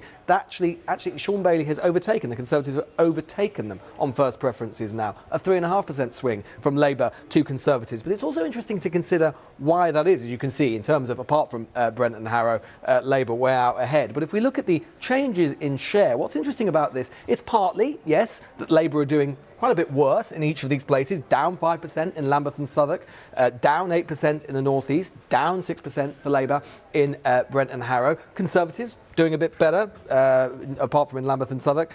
North East 3%, 1% there. But look at the Greens. This is something that I think has been underreported in this campaign across the country, really. Greens doing quite a bit better across the country, and certainly in London against Labour. Up 3% in Lambeth, up 3% in the North East, up 2% in Brent and Harrow. Now, it is partly because the Greens are doing quite well that I suspect that when the second preferences are allocated, assuming that Sadiq Khan doesn't get over 50% of the vote in the first ballot, that Sadiq Khan will be safely over the line, because I suspect that many Green voters will have put Sadiq Khan in as their second preference. But nonetheless, an interesting element of this election is, as I say, the Green performance. If we turn to the London Assembly as well, no change in terms of the actual results there yet. But again, we can see in terms of the share of the vote for the London Assembly, again, Greens doing very well. Labour down by -1%, Conservatives up by 2%, the Greens up by 4%. So quite a strong performance for the Greens in London. And I think that will worry some in the Labour Party. You're already seeing some on the Labour left saying we're risking a splintering, not only on the right of the party to the Conservatives, but also potentially in the future to Greens, because of course when Greens get established in local areas in terms of getting a council seat here, a council seat there, then there could become a problem for Labour further down the line. Just looking at some of the other mayoral contests, most of them we haven't had in yet. We had Doncaster yesterday, pretty easy Labour hold. Liverpool was quite an interesting one, not because the result, well, we thought, again, a result wouldn't be in doubt. Labour absolutely dominant in Liverpool, of course, but there are particular circumstances around this campaign that viewers might be aware of. Corruption allegations with regards to the former mayor, Joe Anderson. The Labour candidate, Joanne Anderson, no relation, we're assured, did win the contest, but the independent candidate really challenging very, very strongly. With Labour vote way down there at 39%. After the second preferences were reallocated, 59%, but generally a much weaker performance for Labour than we would expect in Liverpool. Obviously, the big contest yesterday, or the thing that got the most attention, was the Tees Valley. This was a really, really narrow result back in 2017. I think we can see the 2017 result for the Tees Valley. Look, it was in 2017, 39% Conservative, 39% Labour. Once the second preferences were reallocated, 51 to 49. Absolute knife-edge stuff. People didn't expect Ben Houchin to win then. But then you compare it to the result yesterday. My word, what a complete transformation that there's been in the Labour vote and the Conservative vote. 73% on the first round. Never mind a second preference. They didn't need it by any stretch of the imagination. 73%. You don't usually get that in democratic contests, never mind in Britain or anywhere in the world. 73%, up 33%, an enormous 23% swing from the Conservatives, from Labour to the Conservatives. And that's something I've really noticed in this campaign, as these results as well, Joe. The huge swings we're seeing. We don't normally see swings of this sort of type. It shows that politics really is becoming much more febrile and vociferous. Two interesting results still to come in for the rest of the day in terms of the mayoralties. The West of England contest down in the southwest of England, the West of England, I suppose, that's why it's called that. The Labour Party does have some hopes for this campaign. There was, in the last couple of days, there were some hopes that maybe this could be one of the few Labour pickups we'll see. It was quite narrowly fought again back in 2017, 52% to 48%. We'll see what happens there. It's currently Conservative held. And then another really big one, the West Midlands contest, much like the Tees Valley contest in 2017. It was very narrowly fought between Andy Street and the then Labour candidate Sean Simon, former Labour MP for Birmingham Erdington, an MEP. After the second preferences were reallocated, again 50.4% to 49.6%. I don't think anyone in the Labour Party, realistically, given what we know about the results for the West Midlands and how dire they've been for the Labour Party generally, expects this to be anything close to being replicated again. I think the Conservatives think that they're going to have another pretty strong result for Andy Street in the West Midlands and that he'll be comfortably returned as Labour Mayor for the West Midlands. And the fact that there is that hat-trick, the Hartlepool by-election, the Tees Valley mayoralty, probably the West Midlands mayoralty, we'll wait to see, but probably the West Midlands mayoralty, Conservatives will be very, very happy indeed. And if you'd said a few months ago that that would be the result of the Labour Party, they would have been very depressed, as indeed they are today. Right, I'm sure they are. Lewis, thank you very much for taking us through all those mayoral contests. The West Midlands, as you say, is going to be particularly interesting because it is very tight there between Tories and Labour, Liam Byrne and Andy Street. And we'll get a little bit more of that later on. But for now, we're going to stick with the west of England and the mayoral contest there. Our correspondent Paul Bartrop is in Bristol, where counting is taking place. Over to you, Paul. Yeah, they've been counting the votes here since 9 o'clock this morning, and there are about 5 different count venues across the west of England. We're expecting results sometime early this afternoon. Of course, that's if it goes through to the second round of counting, because you get 2 choices with this election. Now, it has to be said, this really was a target for Labour. Keir Starmer, their leader, came down here campaigning with their candidate 3 times. Dan Norris being the candidate, a former MP, he knows the area well. He used to represent the parliamentary seat currently occupied by Jacob Rees-Mogg. So Labour reckoned they had a good chance here. The Conservatives won it last time around, which was the first time it was up for contest in 2017. So the Conservatives are in essence the incumbents, albeit with a new candidate this time around.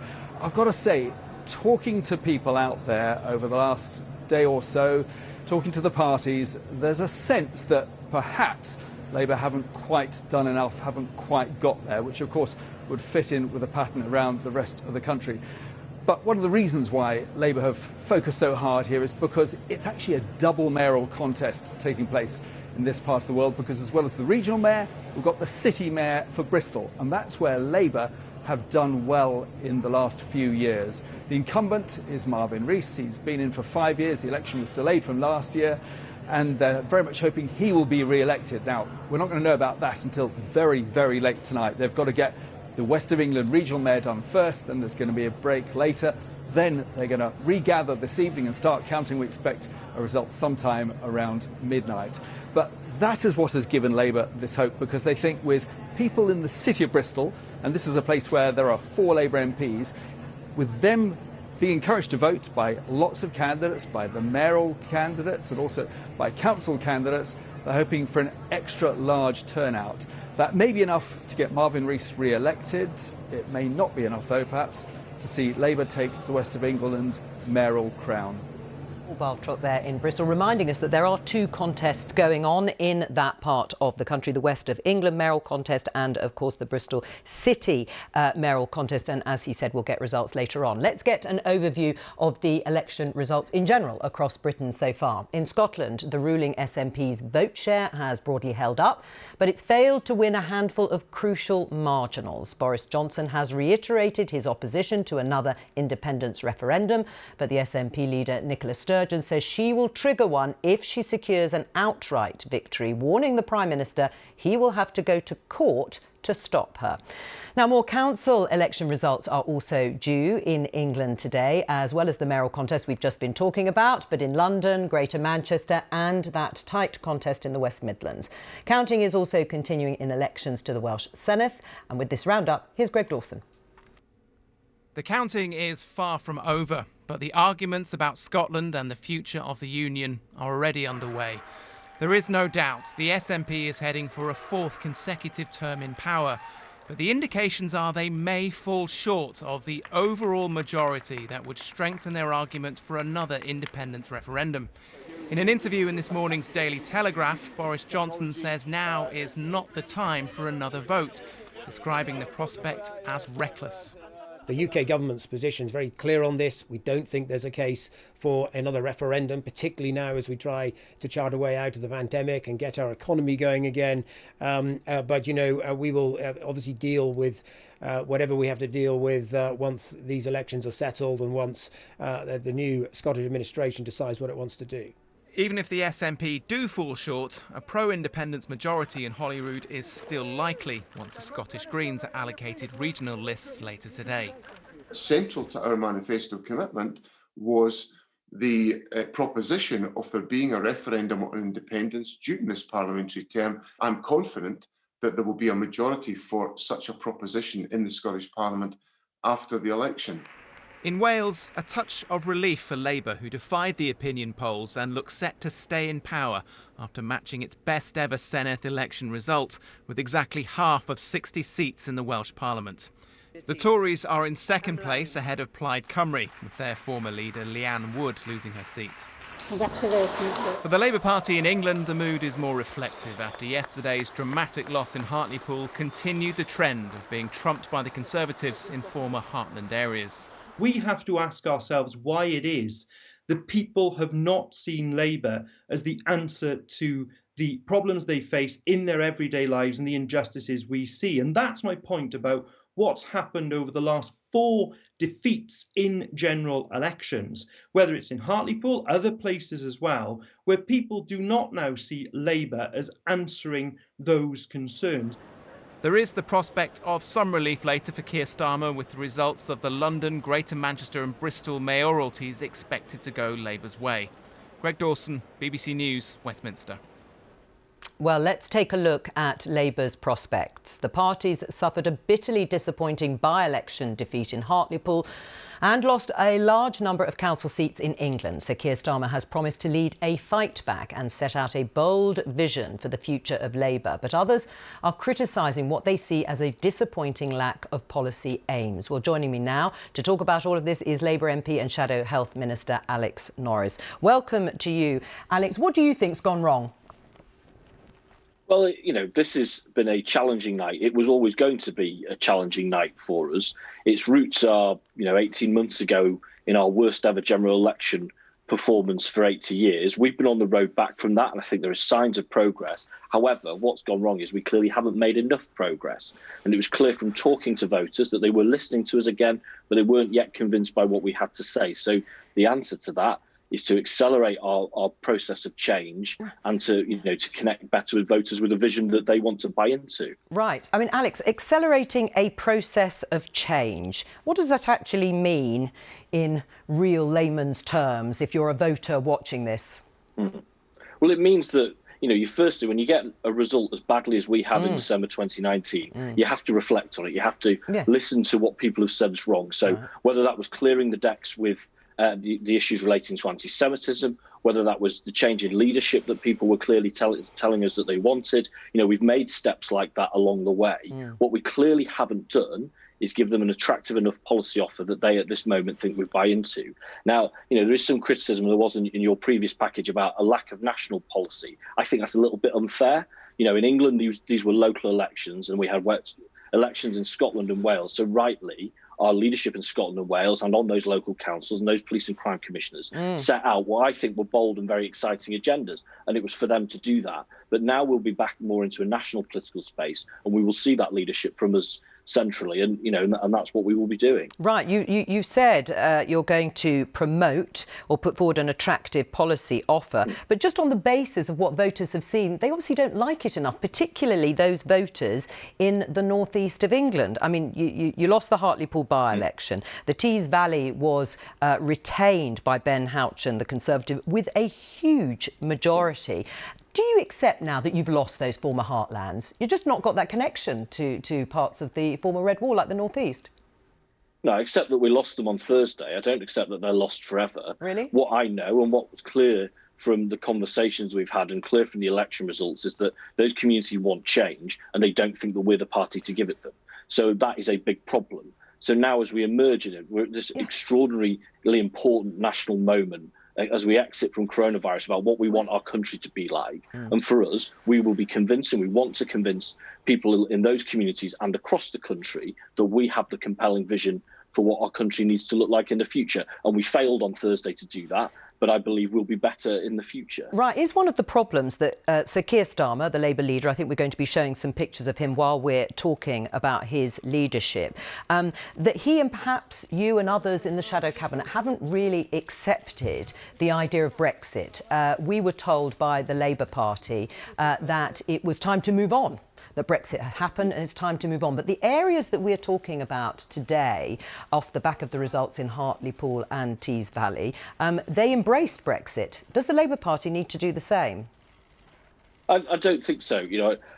I got no sense, in my constituency, which is a 64% Leave seat, I got no sense from all the knocking I did that people want to particularly keep relitigating Brexit and what happened. What they want now is coming out of this terrible national sacrifice we've had to make for the last year plus, coming out and through the Brexit process for political parties to make the best of the situation that we're in, to build an optimistic future that meets their desires for them and their family. That's a very reasonable request. I think that goes much further than any one individual or collections of individuals. And, that is our challenge. It'd be dead easy to start pointing at one factor and then try and change it. Life's not that easy. Certainly in politics it isn't. It's a much deeper thing. And that's, the journey that we're on. And clearly we haven't got there yet, which is why we have to go more quickly. Right. But is it, it's a question of trust, though, isn't it, Alex? Because obviously Keir Starmer was a renowned Remainer at the time. And I'm not saying that we're reliving the arguments that were had before the Brexit referendum or even in the 2019 general election. But perhaps they feel that he's not in tune with what they think in those Leave areas, that he's not really understanding their concerns, and nor are you. I personally just don't think that's the right analysis. I think there's clearly a correlation there, but I don't think it's a causation. And obviously people will make their own views on that, but I don't think that there's some sort of hangover legacy that people are making a judgment about Keir Starmer based on that. That hasn't been my experience at all, or our collective experience. There's a deeper issue with their connection to Labour's vision, but I don't think it's that one thing. Right. Well, now, obviously, there have been a lot of senior people within the Labour Party offering advice. Some of it, I'm sure, not all wanted. But Peter Mandelson, former architect of New Labour, saying that this is the long shadow of Jeremy Corbyn. Do you agree with him? I think that's overstating it. Whenever you have good or bad, frankly, election results, what you tend to see is a kind of rush to cameras. I'm not necessarily accusing Peter of this, but generally of people trying to fit whatever evidence there is to the conclusion that they'd already formed. That for us isn't our job. It'd be really easy to just point at someone else, that's not part of the current central team and blame it on them. Wouldn't that be easy? Actually, that's not what Keir Starmer's going to do. When I was on Newsnight on Thursday, I said that this would be a no excuses election for us, and that's what it is. We're not hiding behind excuses of other people. We're owning it. We're changing. We're going to do something about it. Right. When can we see those changes? When will it happen? What sort of timescale are you giving yourself? Well, we haven't got very long, have we? So this is an immediate process. It starts with a really root and branch. Keir's committed to a root and branch reform of our policy agenda. That's going to start straight away. There is no time to waste. We're right on it. We've heard the message strongly. The process in many senses had begun, but clearly has not gone far enough, and we're getting on with it now. Right. In terms of any changes in personnel, would you want to see that happen? Would that make a difference, the shadow cabinet changing? If it was as easy as that, if the answer was sack me and we'll win, then boy, I'd have my resignation on the desk in the next 30 seconds. Then those things will be a matter for Keir to decide as the leader. I don't think there's any quick fixes like that. Our route back to reconnecting with those communities is much deeper, much more based on values and trust and our policy agenda than anything around personalities. So for that sort of thing, you'll have to wait and see. All right, Alex Norris, thank you there very much. Part of the Shadow Health team. Let's talk now. We're going to return to issues in Scotland and talk to the SNP's Kate Forbes, who has won the seat of Skye, Loch Harbour and Badenoch. Welcome to you and congratulations too. Thank you. With an increased majority, I understand. You will know, Kate, about Boris Johnson already saying he will reject any calls for a second independence referendum. So what are you going to do? Well, 49 seats have been declared in Scotland, lots more still to be declared. And yes. Of those 49, the SNP have won 40, taking 3 off pro-union parties. The Conservatives, Boris Johnson leads them, have lost 2 and they have won an overall of 3. So Boris Johnson can say what he likes, but ultimately what we're seeing right now is the people of Scotland putting their trust and their faith in the manifesto that the SNP set out. Now, we need to wait and see what the overall seat will be in terms of the votes being cast and counted over the course of today. But I think it's quite clear that the people of Scotland know what they're voting for. And usually journalists are holding us to account for delivering on our manifesto. And as the biggest party, quite clearly, off the back of this election, hopefully you will be holding us to account on our manifesto, which included an independence referendum. Right, but you don't want an independence referendum right now, do you? You want to wait a little while until, as Nicola Sturgeon says, the pandemic is over and the recovery's begun. So your supporters who are desperate for a second independence referendum, they'll have to wait, won't they? That's right, that we have said that the priority right now is steering the country through this crisis and emerging from the pandemic. We've said that our number one priority, as soon as we get back to our desks, is to continue to do that work. Many businesses are still in lockdown and we want to ensure that, we manage the crisis well. Right, so you agree with Boris Johnson on that? Not now. It's irresponsible to hold an independence referendum now, which is what he says in this context, and you agree? I don't think that's what Boris Johnson is saying. I think what he's saying is... just ruling it out, isn't he, for now, in this context, he said. It would be irresponsible in the way that you've just said because of the crisis and the pandemic. I think what he's saying is there will be no referendum because he's scared of the result. What we're saying is that our priority is managing the crisis, but it's important that the people of Scotland have another say over their long-term future. And I'd remind you that the Conservatives did campaign on a single issue, which was no to a second independence referendum. They have 3 seats to our 40. And I think that tells a story of its own. Right, but do you agree with him that a referendum, a second independence referendum in the current context is irresponsible? No, I don't agree with him. I think the number one priority is steering the country through this crisis.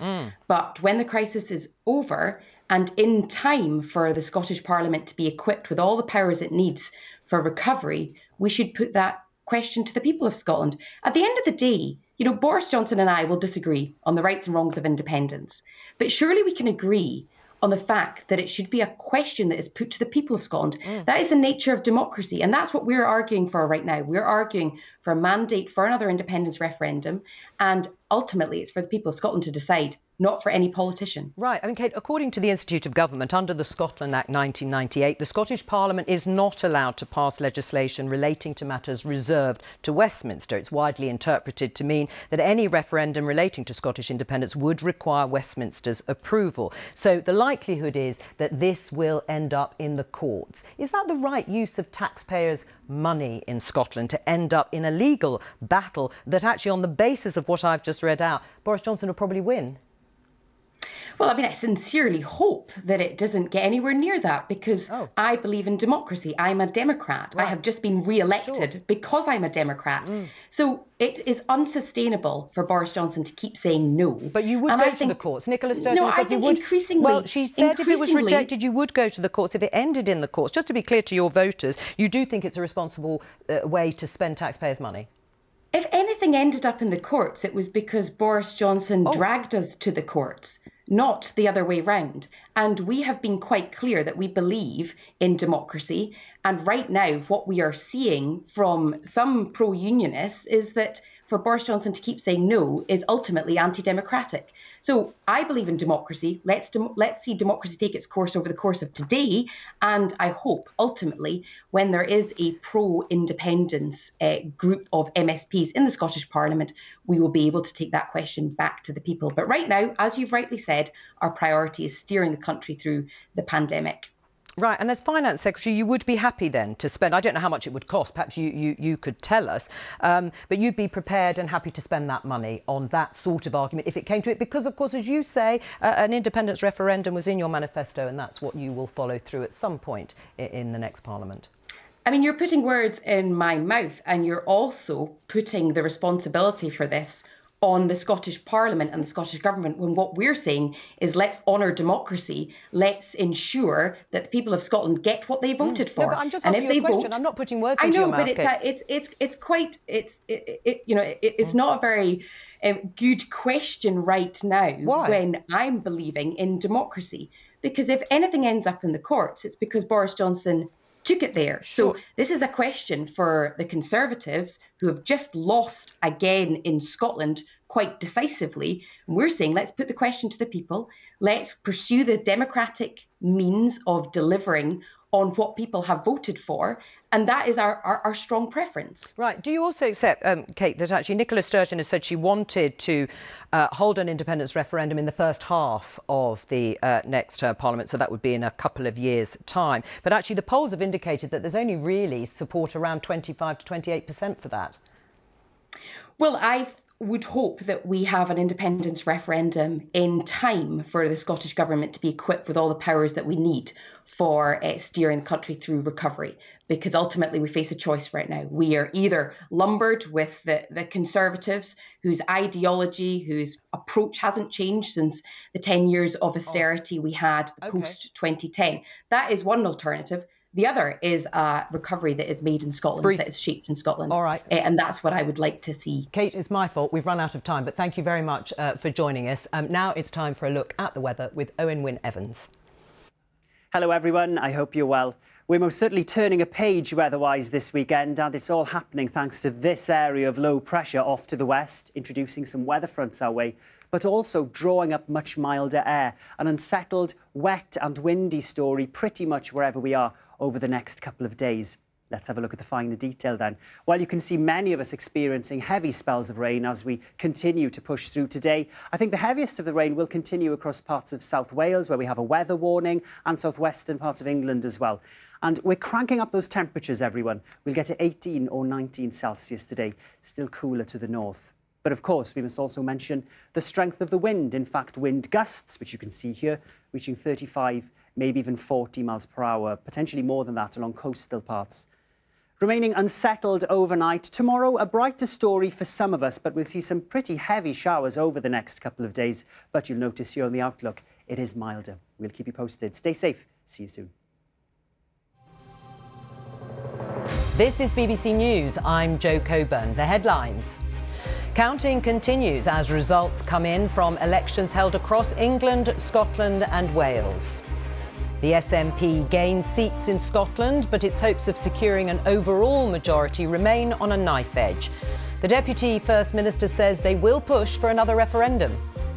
There will be a majority of members elected to the Scottish Parliament who will be committed to the hosting of an independence referendum. That's a fundamental democratic point. That's what the people of Scotland will have voted for.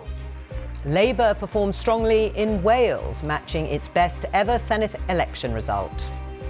The Conservatives continued to make significant gains in England after their by-election win in Hartlepool. Results of regional mayoral contests are expected today.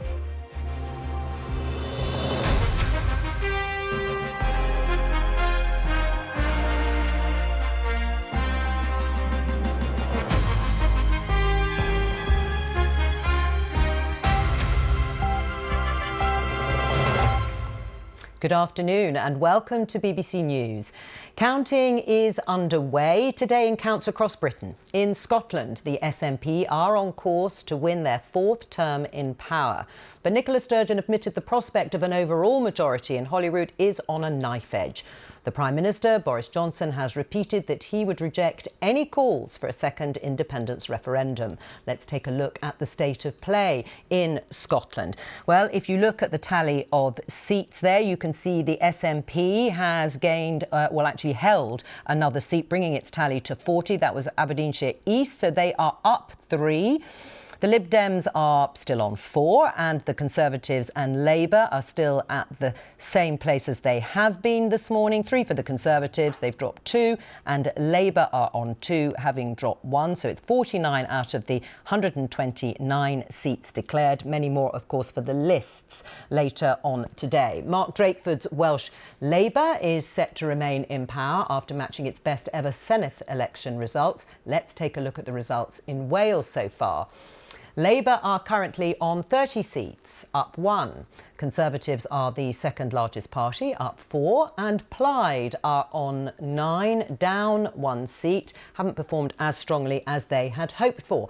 And across England, the results of mayoral contests in London, Greater Manchester and the West Midlands are expected today. Labour is hoping to win them after losing the crucial Hartlepool by-election yesterday and ceding control of councils in England. Let's have a look at the change in councillors across England. There you can see the party leaders. The Conservatives are up 158.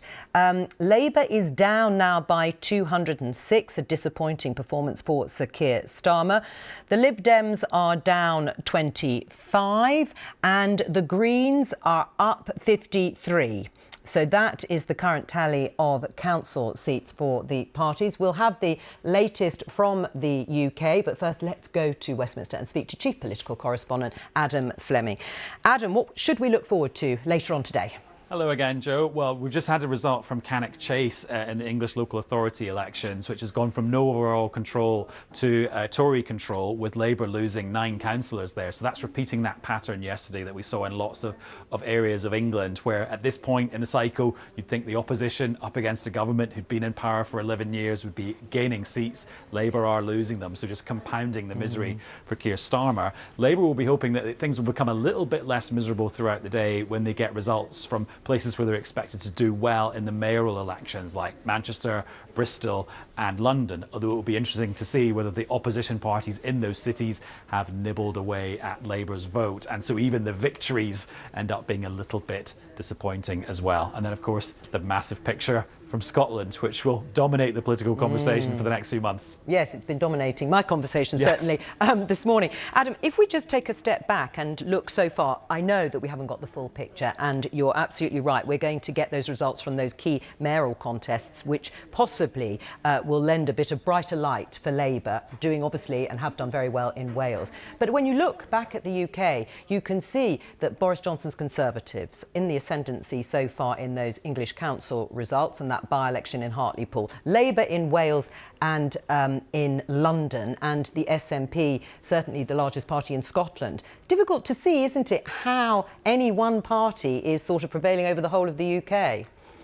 Yes, although, I mean, I think yesterday the lesson we got from England was that the Conservatives and Boris Johnson have hit on a real winning formula, and it's the winning formula that they used in 2019, the combination of Brexit and promises of lots of spending wrapped up in Boris Johnson's optimistic, levelling up, bouncy persona, and that seemed to work really well in Hartlepool yesterday and seemed to have worked in the English council elections in other parts of the country.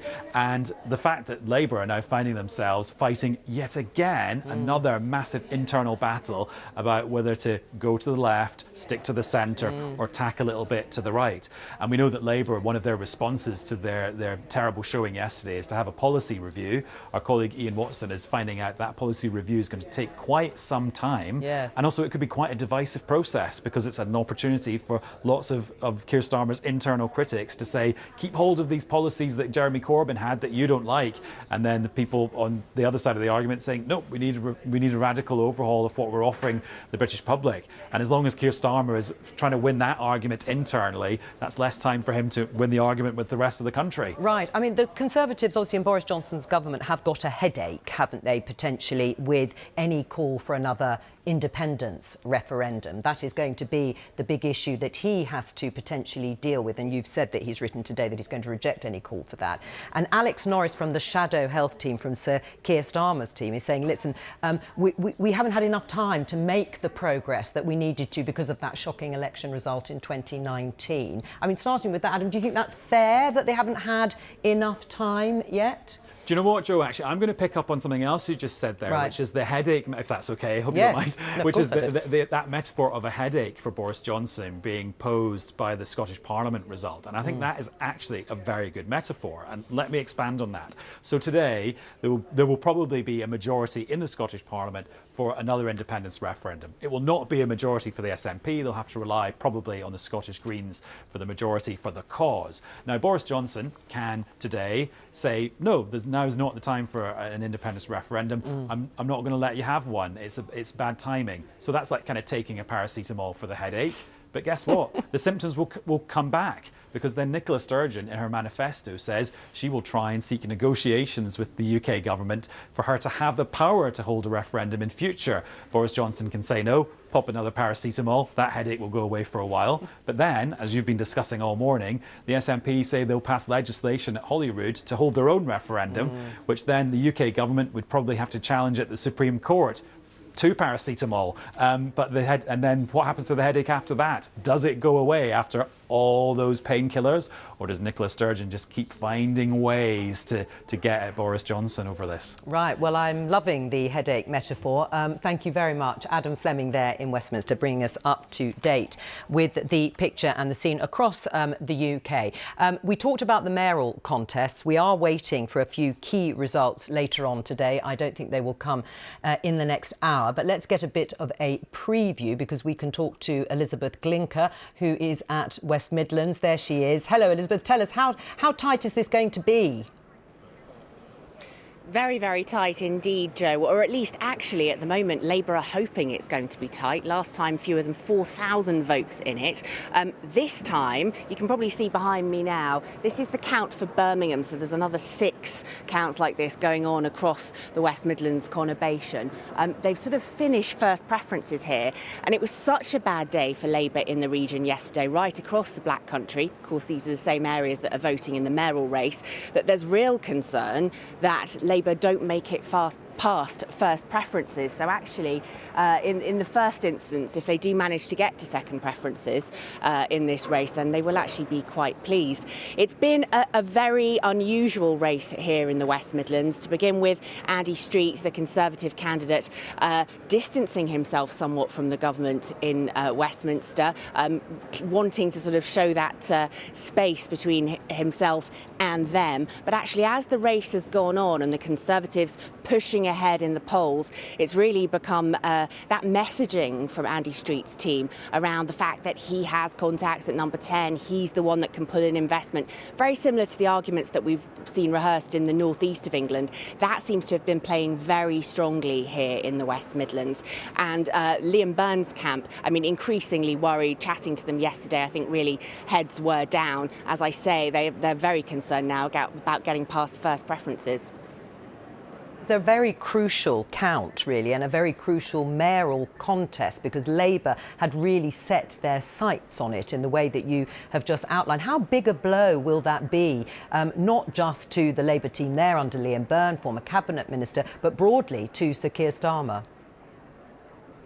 I think a huge blow, because as you say, you know, the Black Country, the West Midlands, part of that red wall that collapsed so spectacularly in 2019. And it had been hoped that Liam Byrne, a strong candidate on paper, as you say, a former cabinet minister under Gordon Brown, could push back here. And this could be a sign that Keir Starmer's leadership was really working and winning people round in those communities. But looking at the results in the council elections yesterday, that hasn't really come through. And a little bit of local detail for you. You know, the real base of the vote for Labour in the West Midlands now is in Birmingham, metropolitan Birmingham. 9 of the 11 MPs in the city are Labour.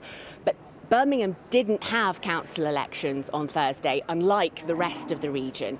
So that isn't going to boost their turnout. And the turnout for Labour in Birmingham was absolutely critical to them making headway in this race. So a real challenge for them. And I think it will be of huge disappointment, not just to the candidate, but of course to the Labour leadership as well. I mean, Keir Starmer has been here on a number of occasions during this campaign. And I think it was notable that on the last day of campaigning, he wasn't in the northeast. He was here because there was a feeling that they could still get this one. But talking to people around the team yesterday, there's now, I mean, they're not holding out much hope, I think would be the way of phrasing it. You may have said it, and if you have, I apologise. The timetable, when do you think we might get a result? OK, so as you can probably see behind me, it looks like they've stopped counting for the Birmingham count, so they've done first preferences here.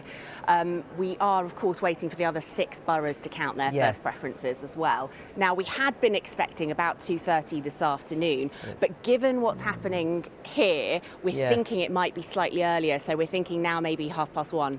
Oh, right, OK. Oh, that's good. That must be one of the first places we're going to get an earlier result rather than a later one then, because obviously... Well, I've said that now, so that's the kiss of death. A hostage to fortune. But, you know, we think...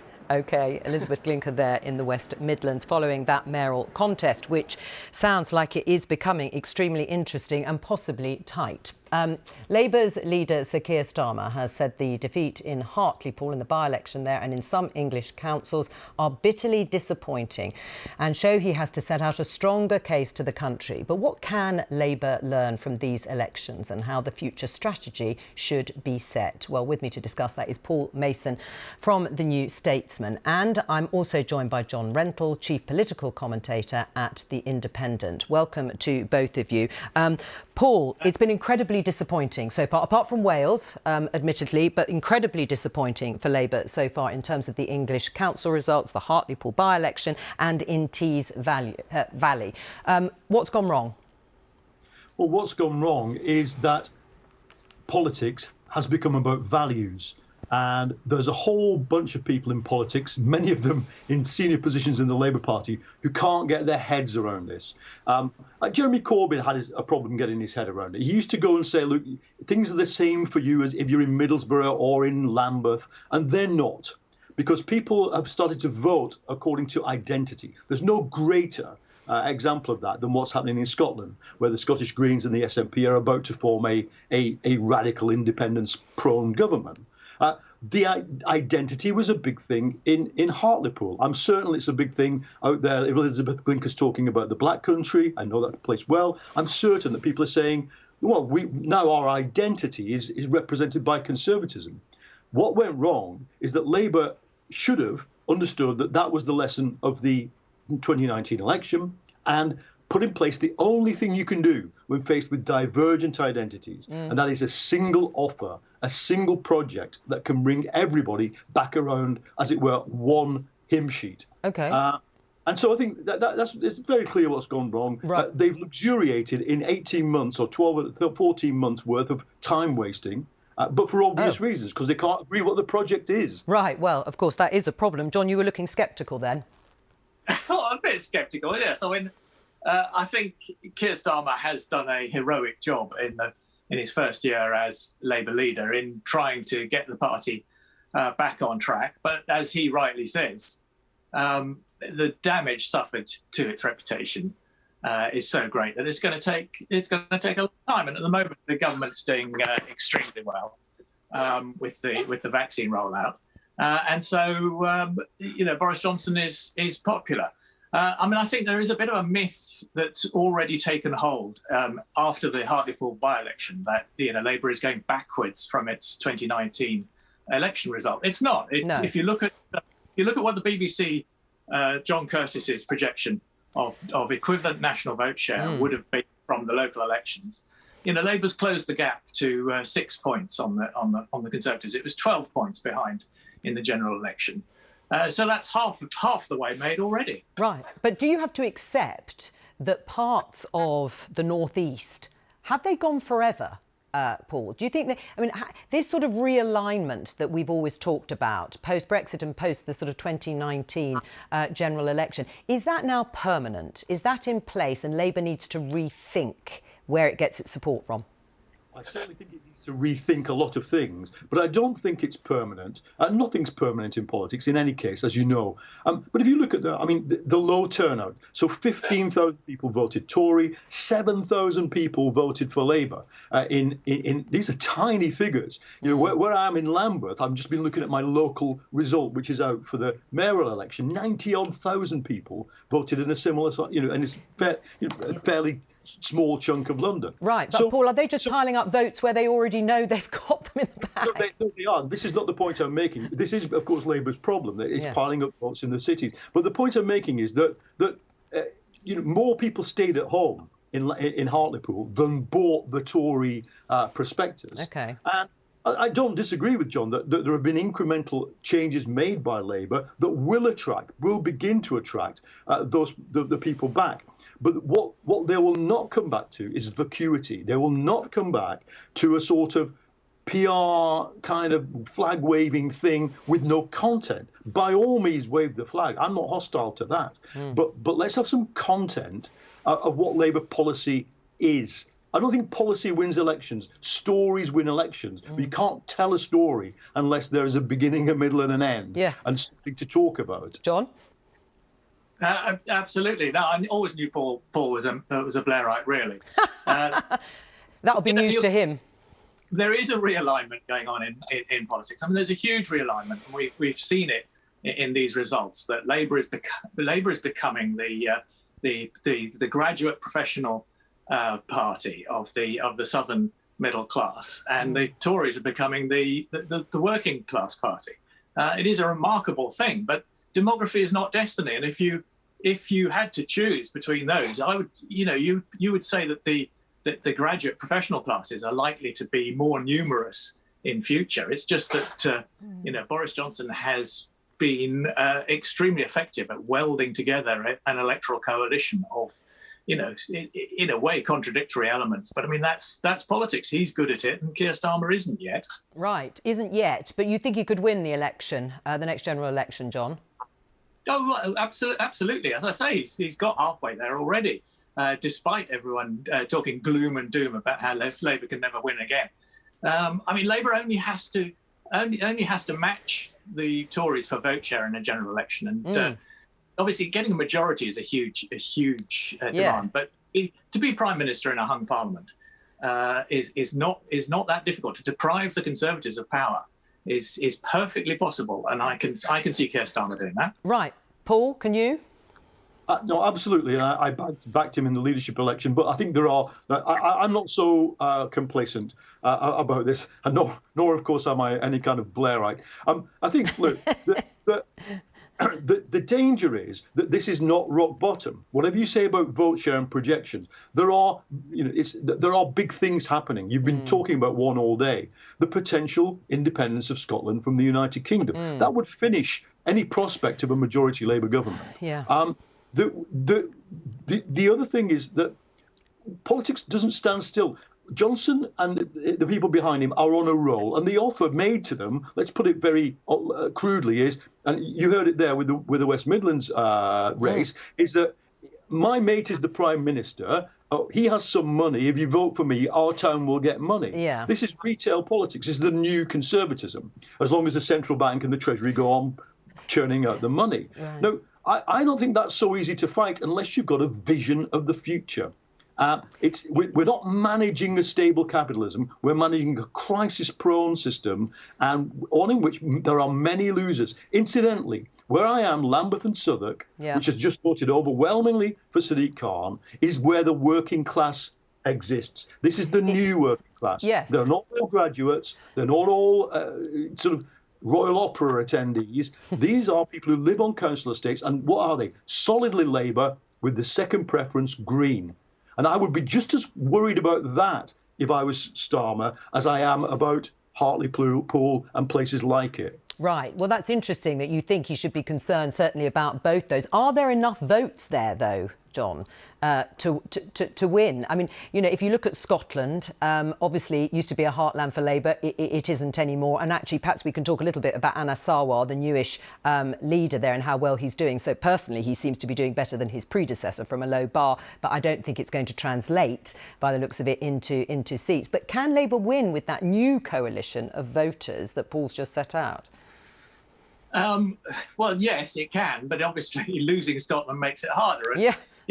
Anas Sarwar is a very impressive figure. And in fact, I mean, what's remarkable about him is he's almost the only person you could imagine doing a better job than Keir Starmer as Labour leader. I mean, the talent, I'm afraid, in the shadow cabinet and in Parliament, and even people are talking about Andy Burnham or Sadiq Khan as a possible Labour leader. I mean, the talent, I'm afraid, is very thin. Anas Sarwar is possibly the best that the Labour Party has got, and yet even he can't turn it around in Scotland. But I wouldn't to go along with Paul Mason's doom and gloom about, if you can't get Labour votes in Scotland, then Labour can never win.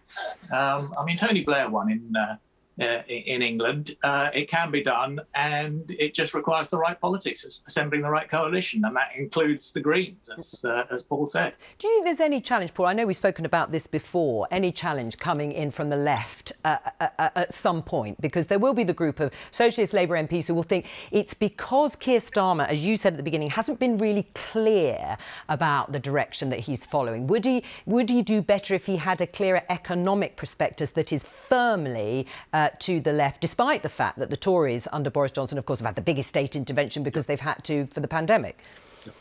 I don't call Joe Biden left-wing in any way, shape or form, but if he simply echoed Biden, he'd be pledging something like 200 billion of extra borrowing and spending that the Tories won't be going in, because we know what the spending plans are out to 2024. So what I want him to do is not left or right. It's simply save the plan with a big investment program. And I don't want to wait for months for a policy review. They know what Biden is doing. They know that sets the bar for all of the left and social democratic parties.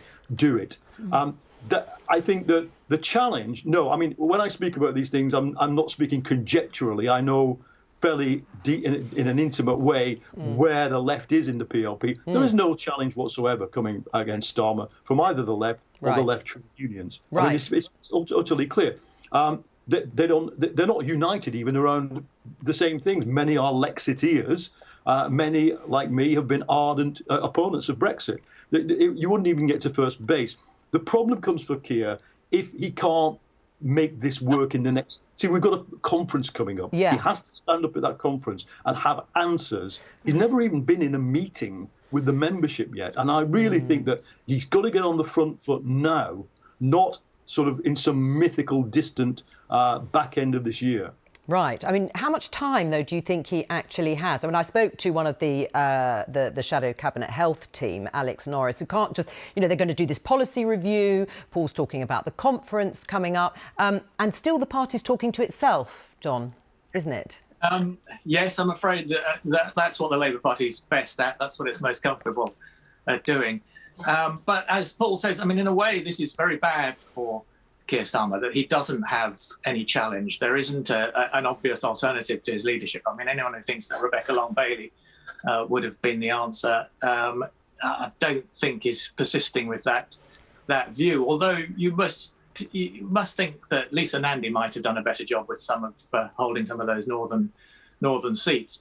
But I mean, I think Keir Starmer's problem is that he doesn't feel threatened by an alternative leader, and the Labour Party doesn't really feel threatened by an alternative party that's seeking to take its place. I mean, in that sense, the Labour Party could just retreat to its comfort zone and stay in permanent opposition, which is what it always wants to do, unless a true leader comes along and shakes it out of it. Right. I mean, we've seen the sort of divide, Paul, played out on our screens yesterday following Hartlepool's result. Unsurprisingly, Peter Mandelson used to be the MP there and former cabinet minister, saying this is the long shadow of Jeremy Corbyn. And then we had Len McCluskey, who was a very big supporter, still is, I'm sure, of Jeremy Corbyn, saying pretty well the opposite. I mean, that is a problem, that tension continuing. Who's right, Paul, in your mind?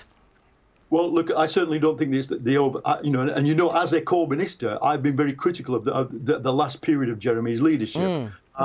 But I don't think it's that. I think it's a deeper thing. And of course, just to explain to viewers, the reason why the Labour Party has arguments between ourselves is that we're a mass democratic party. I feel utterly empowered to have my say in the future of this party, and I will have it. I pay my money, and I intend to have my vote. So look, I think the arguments. The danger with the arguments is that there's a kind of excuse machine. Either it was Keir's fault, or it was somebody's fault who was the campaign coordinator, or they chose the wrong day. These don't get to the core of the issue. Politics is the solution is no longer, hey, everybody's poor, everybody's a worker, therefore you have common interests. Yeah. They don't perceive that anymore. And Labour's got to say something that cuts through, that tells a narrative. Yes, but that connection, John, and the narrative that Paul is talking about, that connection with parts of the country like the North East. I mean, I know we keep going to the North East, but that's where we've had those results in Tees Valley and Hartlepool. I mean, is there a sense, Alex Norris dismissed my suggestion that actually they just don't see Keir Starmer as talking to them, as really understanding why they voted for Brexit, why they then have made the move to vote for the Conservatives. I mean, do you think that is still there, that problem that Keir Starmer and the Labour Party say they accept the result, but did they need to really embrace it and say, yes, we really understand you? Well, that's very difficult, though, isn't it? Because, you know, anyone who really cares about Brexit, for example, knows that Keir Starmer fought extremely hard to try and reverse the result of that referendum.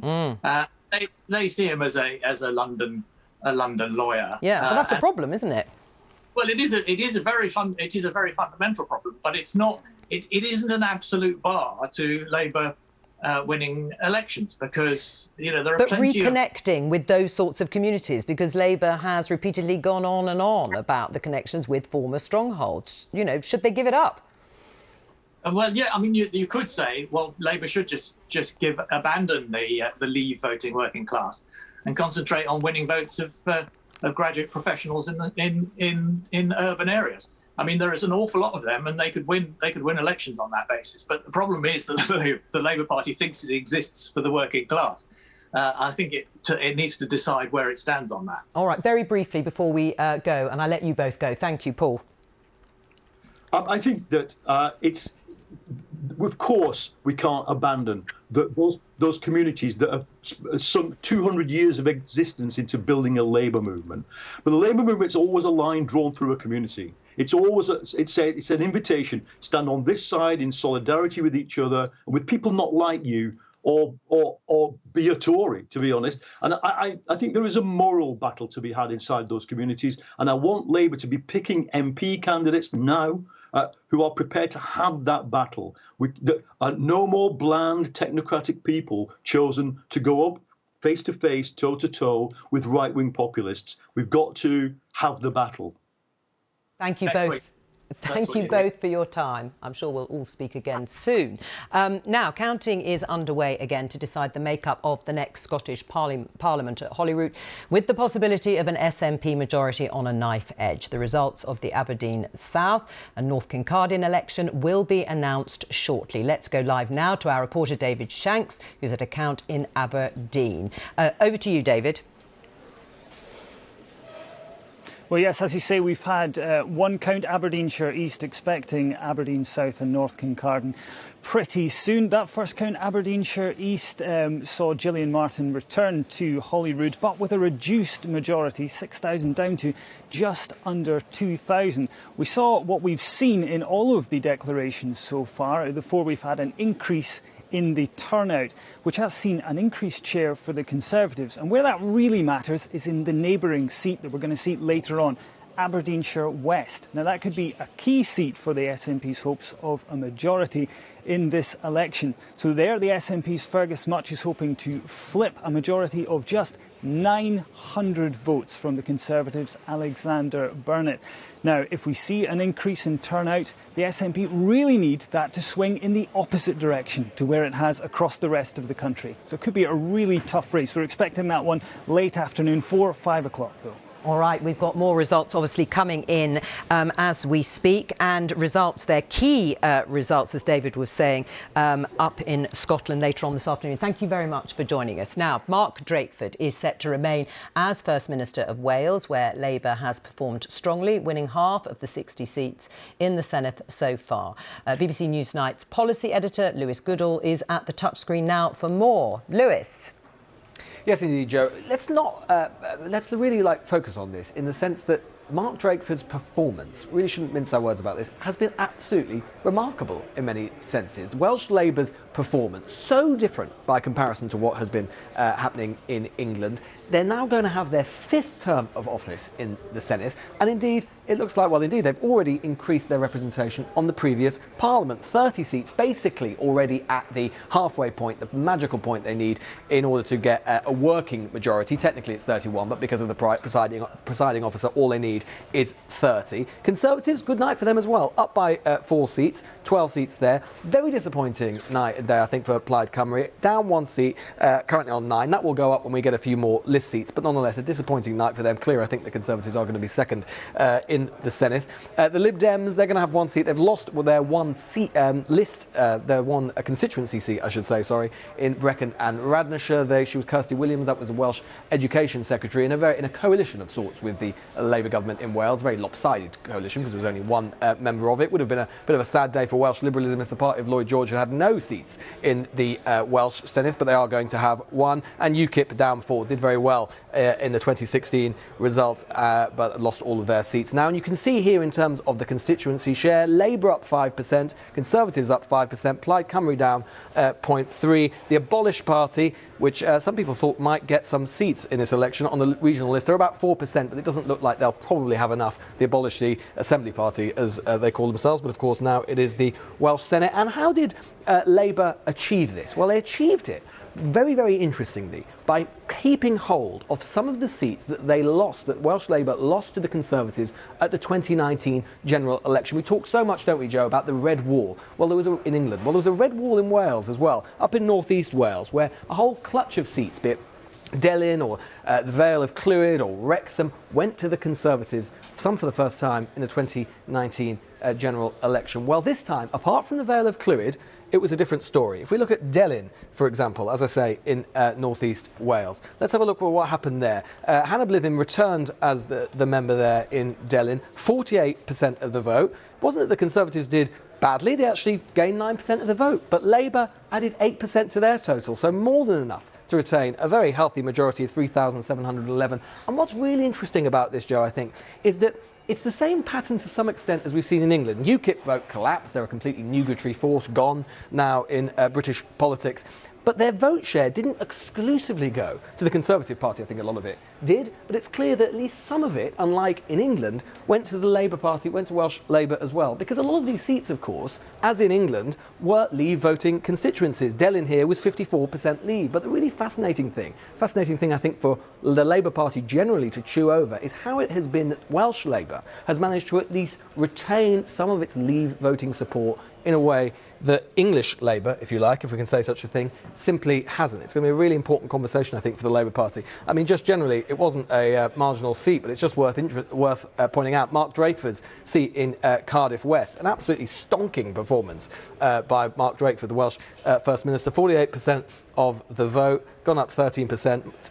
Big swing, 6.3% Conservative Labour swing, 11,000 votes now. At a time, as I say, when the Labour Party and the rest of the country, we're not talking about majorities like that or equivalent in their council seats. Welsh Labour not just hanging on in Wales, but thriving in parts of Wales, adding considerable numbers of votes. And of course, you could say maybe this is about the incumbency factor. We've seen in these elections how it appears to be that whether it's the Conservatives in England, whether it's the SNP in Scotland, whether it's Labour in Wales, that perhaps as a result of the pandemic, these figures, like Mark Drakeford in Wales, have been ubiquitous presence in our lives and perhaps getting a bit of gratitude from the voters as a result of their performance in the pandemic. But if one of the other elements as well that Welsh Labour, the other reasons that Welsh Labour managed to hold on to its majority or hold on to its position, preeminent position in Wales, is the position that is the performance that it had against Plaid Cymru. Now, Plaid Cymru were really hoping that they might actually make a real advance in this election, as I say, under their leader Adam Price.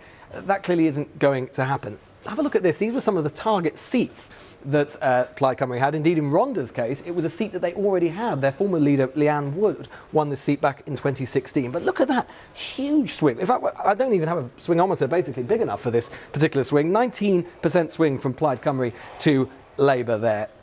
So Leanne Wood losing her seat in Rhondda. Llanelli, that was Plaid Cymru's #1 target seat in Wales. 8.7% swing from Plaid Cymru to Labour. Caerphilly, probably wasn't in significant danger, but if Clyde were having a really, really great night, then perhaps it may have been in danger. But again, a swing from Plaid Cymru to Labour of 5.9%. I think generally, as I say, very, very interesting set of results, Joe. A lot for Labour to chew on as they ponder their really quite baleful performance in many parts of England. As I say, very interesting that in Labour Wales and in particular in Leave voting areas, never forget, of course, Wales, like England, voted to leave the EU, that Welsh Labour seems, for whatever reasons we can speculate on, it might be partly that they're able to mine some of the Plaid vote, maybe the COVID factor and incumbency factor, as I said, but for whatever reasons, had a much, much more successful night. There's of the leaders of Wales, of the leaders of Labour, of course, across the country, there is one who's coming out with his authority very much enhanced at the moment after these elections, and it isn't Keir Starmer,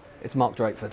Mark Drakeford. Lewis, thank you very much. And actually, we'll be talking to a member of his team shortly, Vaughan Gething in Wales. But first, two bits of news to tell you about. The SNP have held Aberdeen South, and the North Tyneside mayoralty has been held by the incumbent, Norma Redfern. So that's Labour's, not entirely surprising there. We're going to move on before I go to Vaughan Gething, because we're going to take a closer look now at how voting trends are moving across Britain with two experts.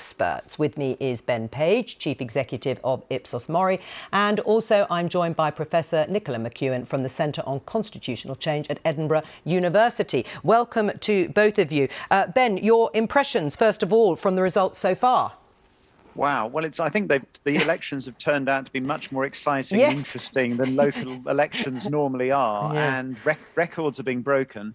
I mean, two provisos first.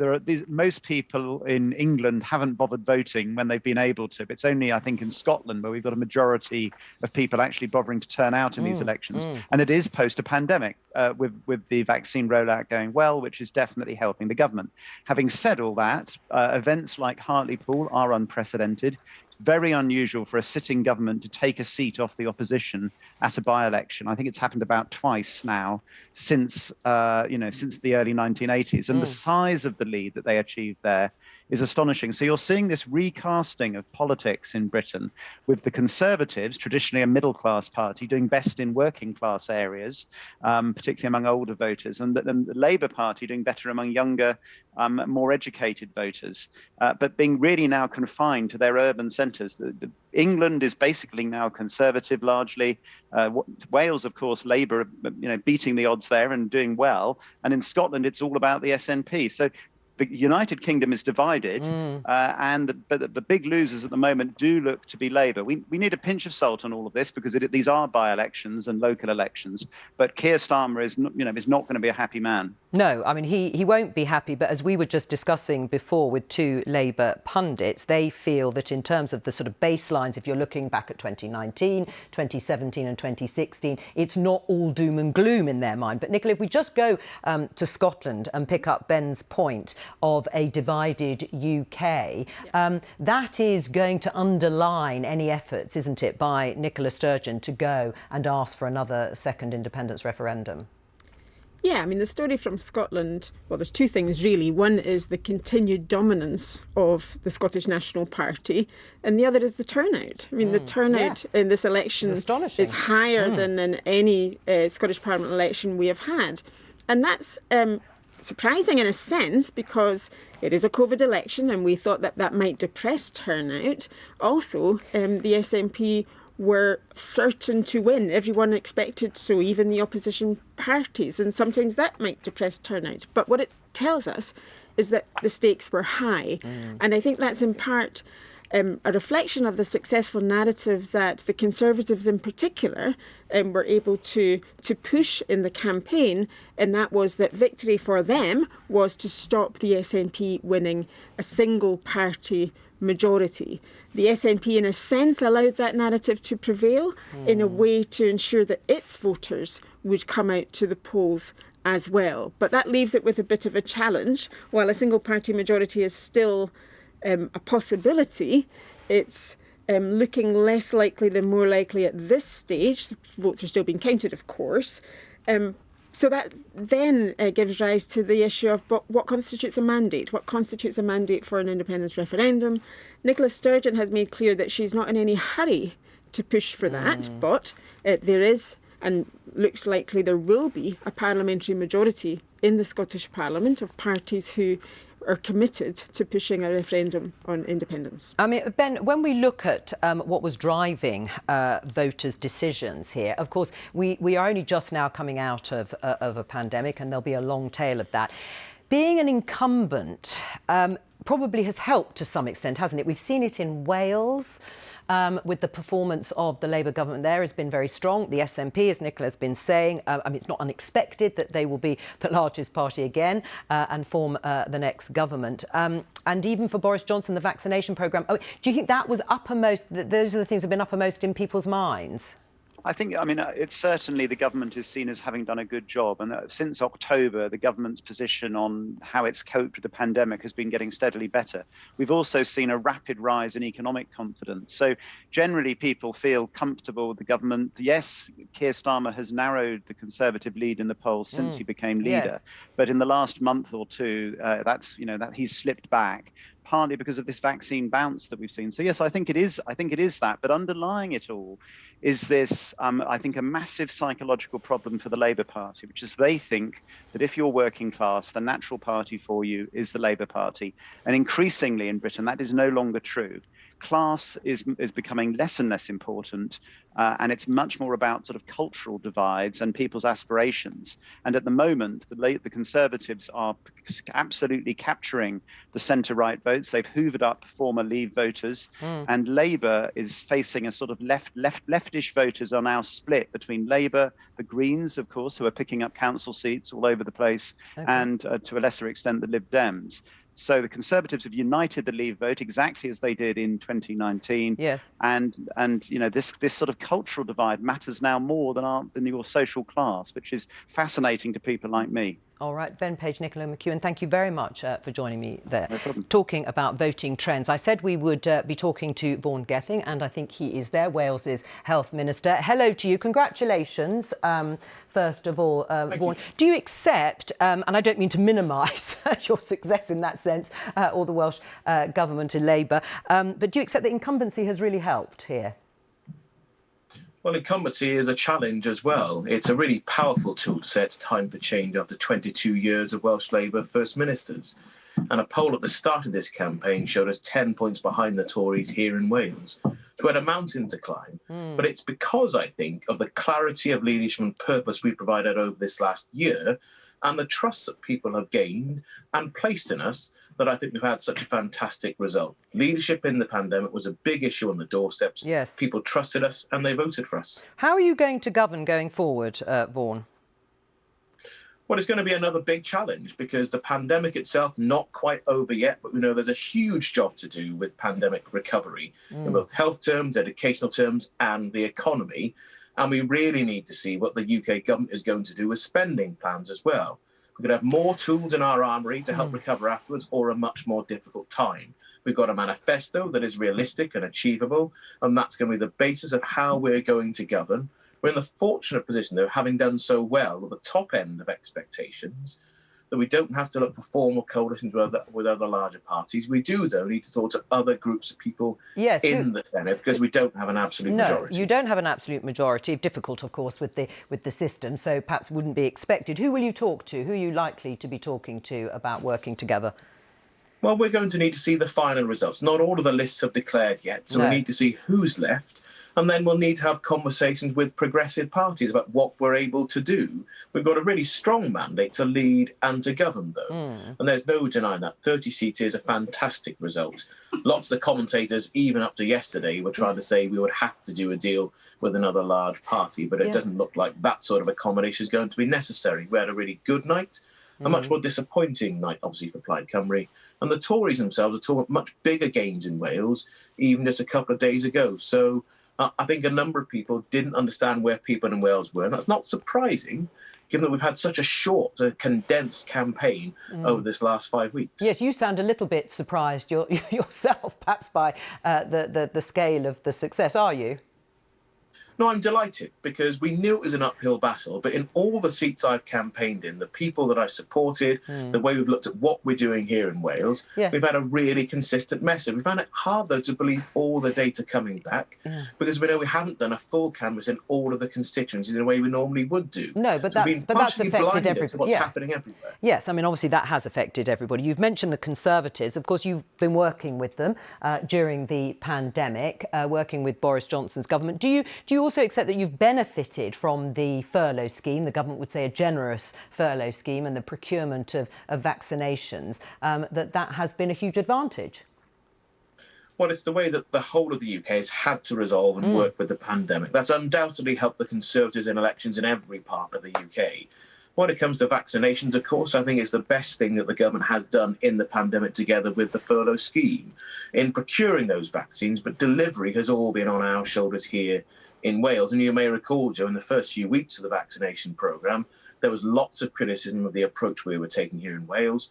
We now have the best functioning and the fastest moving vaccination programme.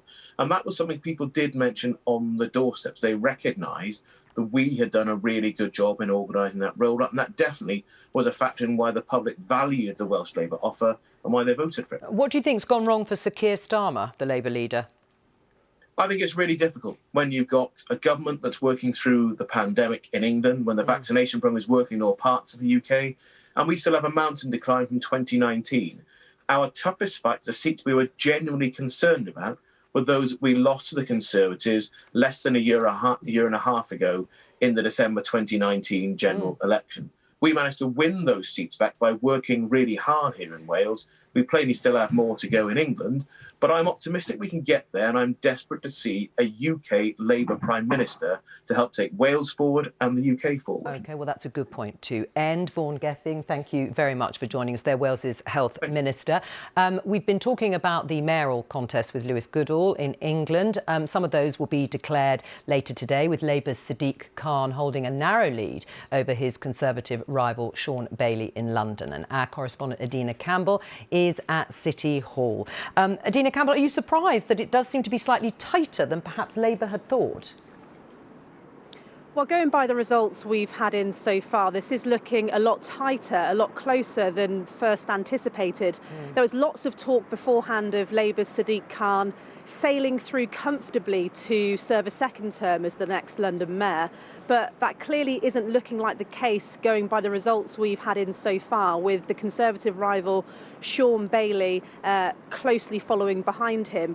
At the moment, Sadiq Khan has a narrow lead of about 38%, followed by Sean Bailey at 37%. So it is looking like a two-man race. The other 18 candidates simply, miles away from the two front runners.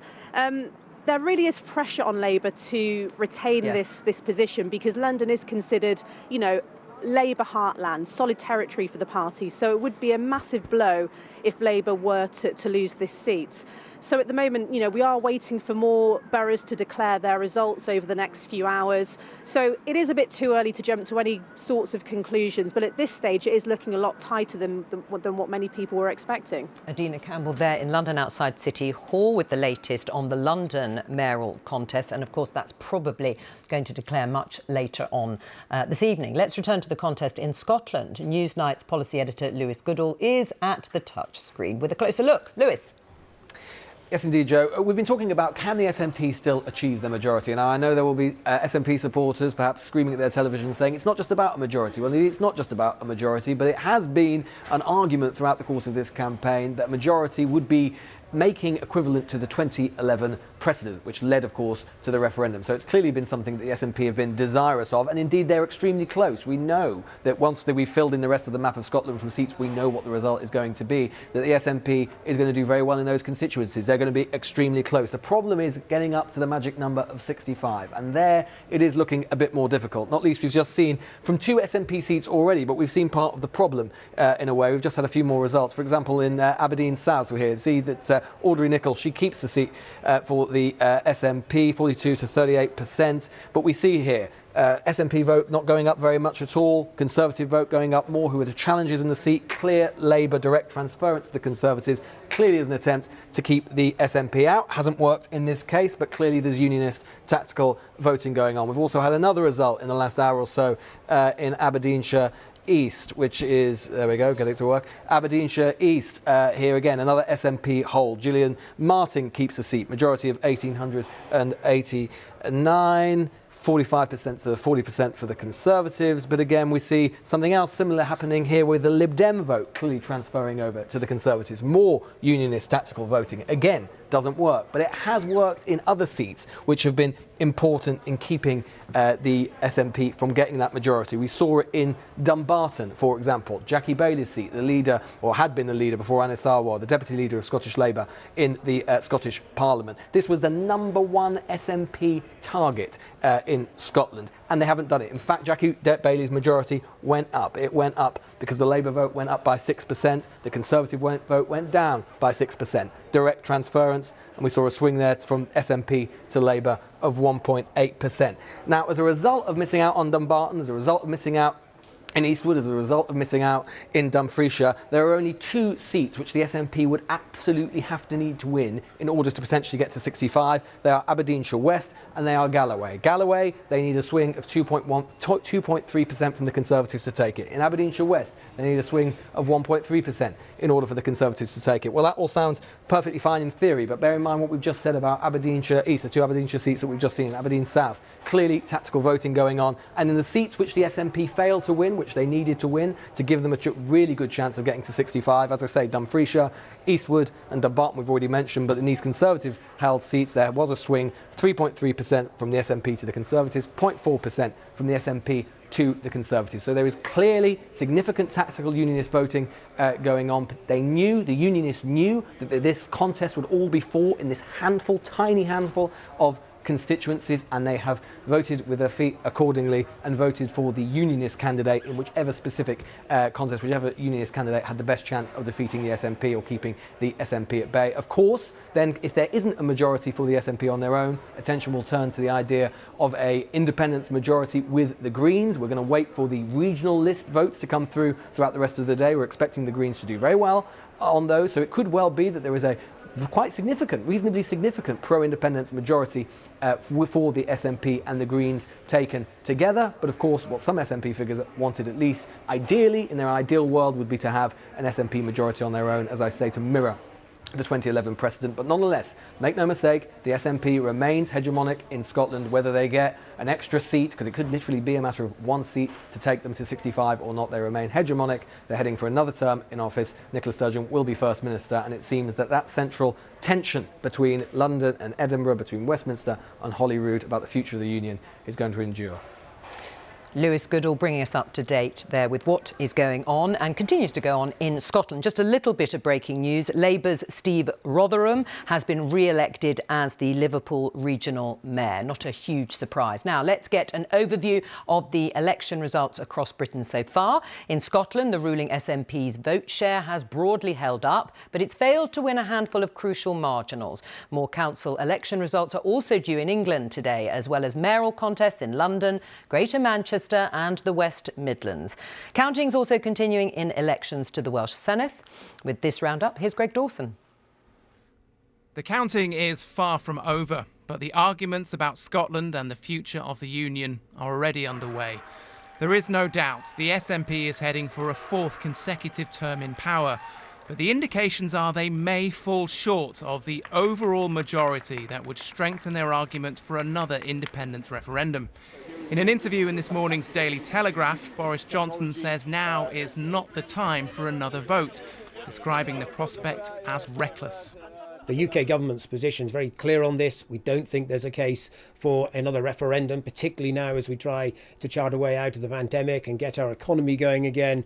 But, you know, we will obviously deal with whatever we have to deal with once these elections are settled and once the new Scottish administration decides what it wants to do. Even if the SNP do fall short, a pro-independence majority in Holyrood is still likely once the Scottish Greens are allocated regional lists later today. Central to our manifesto commitment was the proposition of there being a referendum on independence during this parliamentary term. I'm confident that there will be a majority for such a proposition in the Scottish Parliament after the election. In Wales, a touch of relief for Labour, who defied the opinion polls and look set to stay in power after matching its best ever Senedd election result with exactly half of 60 seats in the Welsh Parliament. The Tories are in second place ahead of Plaid Cymru, with their former leader Leanne Wood losing her seat. Congratulations. For the Labour Party in England, the mood is more reflective after yesterday's dramatic loss in Hartlepool continued the trend of being trumped by the Conservatives in former heartland areas. We have to ask ourselves why it is that people have not seen Labour as the answer to the problems they face in their everyday lives and the injustices we see. And that's my point about what's happened over the last 4 defeats in general elections, whether it's in Hartlepool, other places as well, where people do not now see Labour as answering those concerns. There is the prospect of some relief later for Keir Starmer, with the results of the London, Greater Manchester and Bristol mayoralties expected to go Labour's way. Greg Dawson, BBC News, Westminster. That's all from me. Thank you for keeping me company. It's now time for a look at the weather with Ben Rich. Hello. This weekend is bringing a couple of things we haven't seen that much of lately. Some warm weather and some wet weather. It's all because of low pressure, and you can see the low as this beautiful swirl of cloud on our earlier satellite image. This low is going to be sitting to the west of us for the next few days. It has already brought a lot of rain for some, particularly across southern parts of Wales. The rain will keep on coming here through the rest of today. This weather front just sitting in place, moving very, very slowly. Some more rain pushing its way northwards across Scotland. A bit of snow mixing in over the highest mountains here. Something brighter for Northern Ireland and maybe the far south of England. Some gusty winds, gusting close to 50 miles per hour for some exposed coasts in the west. And turning pretty warm down towards the south. These are the temperatures as we head into the first part of the evening. 15, 16 degrees. Notice still something rather chilly holding on across parts of Scotland. Through this evening and tonight, this slow-moving weather front will continue to provide rain across parts of Wales, the southwest, the north of England as well. Some showers racing in towards Northern Ireland. Temperatures much higher than they have been in recent nights, particularly down towards the south. These are the overnight lows, 12 degrees in Cardiff and in London. So into tomorrow, low pressure still to the west of us. That slow-moving weather front still sitting in place. And to the southeast of that weather front, well, we are going to be tapping into some really rather warm air. We'll see temperatures across the far southeast of the UK tomorrow, much higher than they have been lately. Our weather front itself will continue to bring cloud and some patchy rain working slowly eastwards through the day. We'll see some showers breaking out across parts of Northern Ireland and Scotland with some sunny spells in between. And where we see some sunshine across East Anglia and the southeast, well, that's where we're going to have the highest of the temperatures. It's going to be a fairly blustery day, but those winds coming up from the southwest, so it's going to be warmer than it has been for all of us.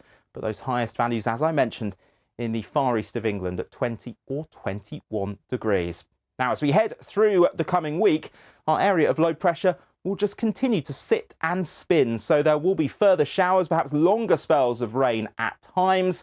There will equally be some dry and sunny spells in between the showers. But one thing you'll notice, not as chilly as it has been and not such a risk of overnight frost.